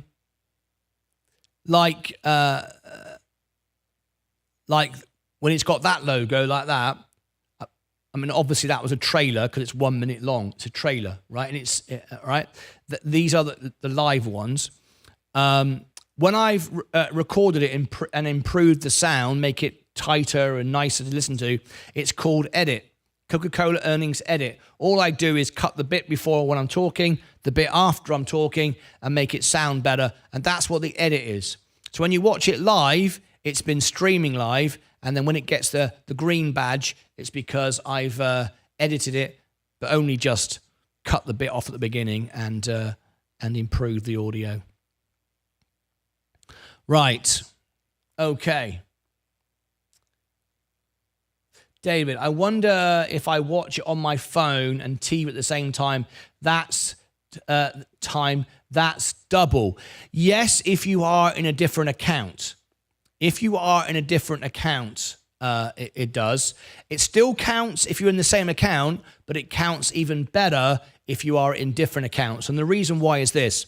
If you're watching it on two devices on the same account, it doesn't earn money on both, but it increases the watch hours. If you watch it on two different YouTube accounts, that is double watch hours and double income. Yes, that's correct. That's correct. Michael, there you go. Ford, post massive miss, down 9%. Ford, shall we have a look? I'm not surprised. Ford aren't doing anything, are they? Oh, dear, oh, dear, oh, dear. Oh, this is, look at that. 68 estimate. 47. That is a huge miss. A huge miss. Rates will be coming down. The economy is now getting damaged. Rates need to come down. People aren't buying stuff. Wow, wow, wow, wow, wow. That is a huge drop tonight, Ford. Thank you very much. Damn, thought it was a loophole. There you go. Mark Saxby, thank you very much for bringing that to our attention. That is a huge drop. Flipping heck. Down on the week, down on the month. Oh, it's actually flat on the month. 3 months it's down. It's pretty flat on the year. And remember, this stock is all about just dividends. It doesn't do anything. Over the maximum, if you'd held this stock from 2000, 24 years, you're down 21%. It's got to be the worst stock I've ever seen.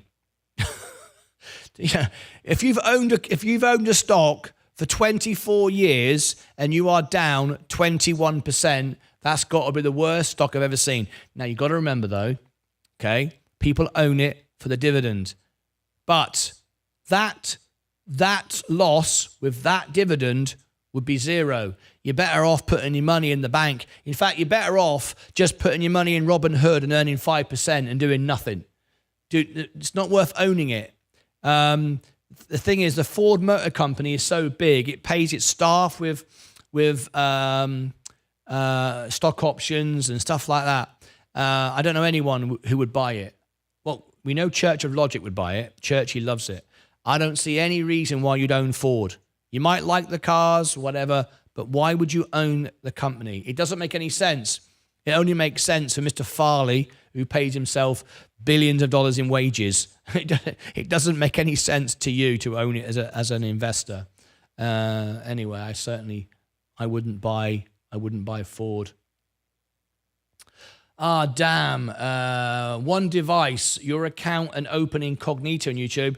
Oh, yeah, that works. Yeah, that works. The easiest way is to create 2 accounts on YouTube. You know, that's like I've got Martyn Lucas, I've got Martyn Lucas Investor, I've got Martyn Lucas Investor Extra. I've got 3 accounts. So you can just create a new account if you want to do that. It's never quite that simple. YouTube, look at the IP address. It's the same Wi-Fi. You know, there's all, you know, it's not as straightforward as that. Otherwise, I'd buy 100 iPads, having them running all day long, all from the same IP address. It wouldn't work. I wouldn't get any benefit to that. Anyway, you'd get a less depreciation owning a Ford vehicle than their stock. Yes, you're right there, DJ Ace. You're right. Okay, I've got to go. Thank you ever so much indeed for being here with me this afternoon. Very much appreciated. Despite Ford going through the floor, you can see the S&P is starting to come up. We're not going to go down forever. That's one of the best bounces of the day. After hours, wait till tomorrow morning. If it's good news, it's going to be great news. All right. But it's not all one way or the other. So there we go. The S&P is now down to 498. 498 flat. I just bought it at 499. So yeah, I didn't buy it there. I kind of used enough money at the moment. My son has his TV account on my TV, YouTube account. So here comes double watching hours. Yay! David Ewan. Thanks, mate. Let's get my first... What's the highest video I've ever made? Hang on. The highest video. Here we go. Videos. Most popular. Most popular. My most popular video I've ever made in the history of the world is 11,000 views. 11,000 views. And that video, I think, earned me, I think it was about $80. I think it was $80 in ad revenue. It was something like that. About $80, which I was like, oh my God, I've made $80. I was like, normally make like 50 cents. It's like $80. I couldn't believe it. It's like, yay, finally I'm getting paid to make a video. No, it was great. 11,000 views. So that's the record. I want to see by tomorrow morning, that video there become my highest video ever. So if everyone watches it on loop right now until tomorrow morning, we could do it. I will leave you on that note. All right. Thank you for all your support. I really do appreciate it. Really, really do. I've got to earn some money now. Right. Which one is it again? Are you bloody having a laugh? Which one is it again? Unbelievable. Which one is it again? It's this one here. Share, copy. Bloody hell. Which one is it again? There you go. I'll give it you 3 times. Just go on the homepage of the channel, look. Homepage, and just go to videos. And it's the one there, look. You can't miss it. It's got sell written right in front of it. Made it nice and easy for you. All right. Watching it now. Get in. Right. I'm going to go. Let's have a look. Let's see if we got a few more views today. So let's have a look. Here we go. 297 through the stream. 16,500 views. Oh, yeah. Look. It's being watched. I can see you're watching it. See, look. Number 2 in my list. Number 2. Right under the live show. Number 2 in my list. Look at that. 205 views now. You can see it. There you go. We gained new subscribers today. 27,499. Bloody marvelous. Right, I'm going to go. Where do I find the link? Now, I know you're taking the piss now. And Vaz, I say again, and I always will say this until I've come back to you, I haven't forgotten you, okay? Hopefully tomorrow I'll be feeling well and I'll be back 100% when I get a good night's sleep without antibiotics in my body. Right, that's it from me. Thanks, guys. See you back in the morning. I'm not going to send you to the extra channel because I want you to go and watch that video. There you go. I'm not going to send you to the extra channel tonight. That's the first. I've never done that before. Yeah, I'm not going to do it. I'm just going to ask you to watch that video over and over again on loop. Thank you, guys. Love you all to bits. Really appreciate you every day. I support you. You support me. We all support each other and all the rest of it. Always look after number one. I know, Martin, always look after number one. No. I put you and my wife first. I'll be all right. I just need to get these antibiotics out of my system. Have a good sleep, mate. I can't wait. Right, that's it from me. Thank you ever so much indeed. See you back in the morning for inflation figures. Let's hope it's good. Let's see we get a bounce. And oh my God, I've got 210 shares. Is it 301 shares of the S&P? Ooh, that's what you want. Millions of shares going up. All right, that's it till the morning. Thank you ever so much. Have a wonderful evening. I know what everyone's going to be doing. You're all going to be watching the sell video over and over and over again. Good night, everybody. Ta-ra. See you in the morning. Take care of yourselves and each other.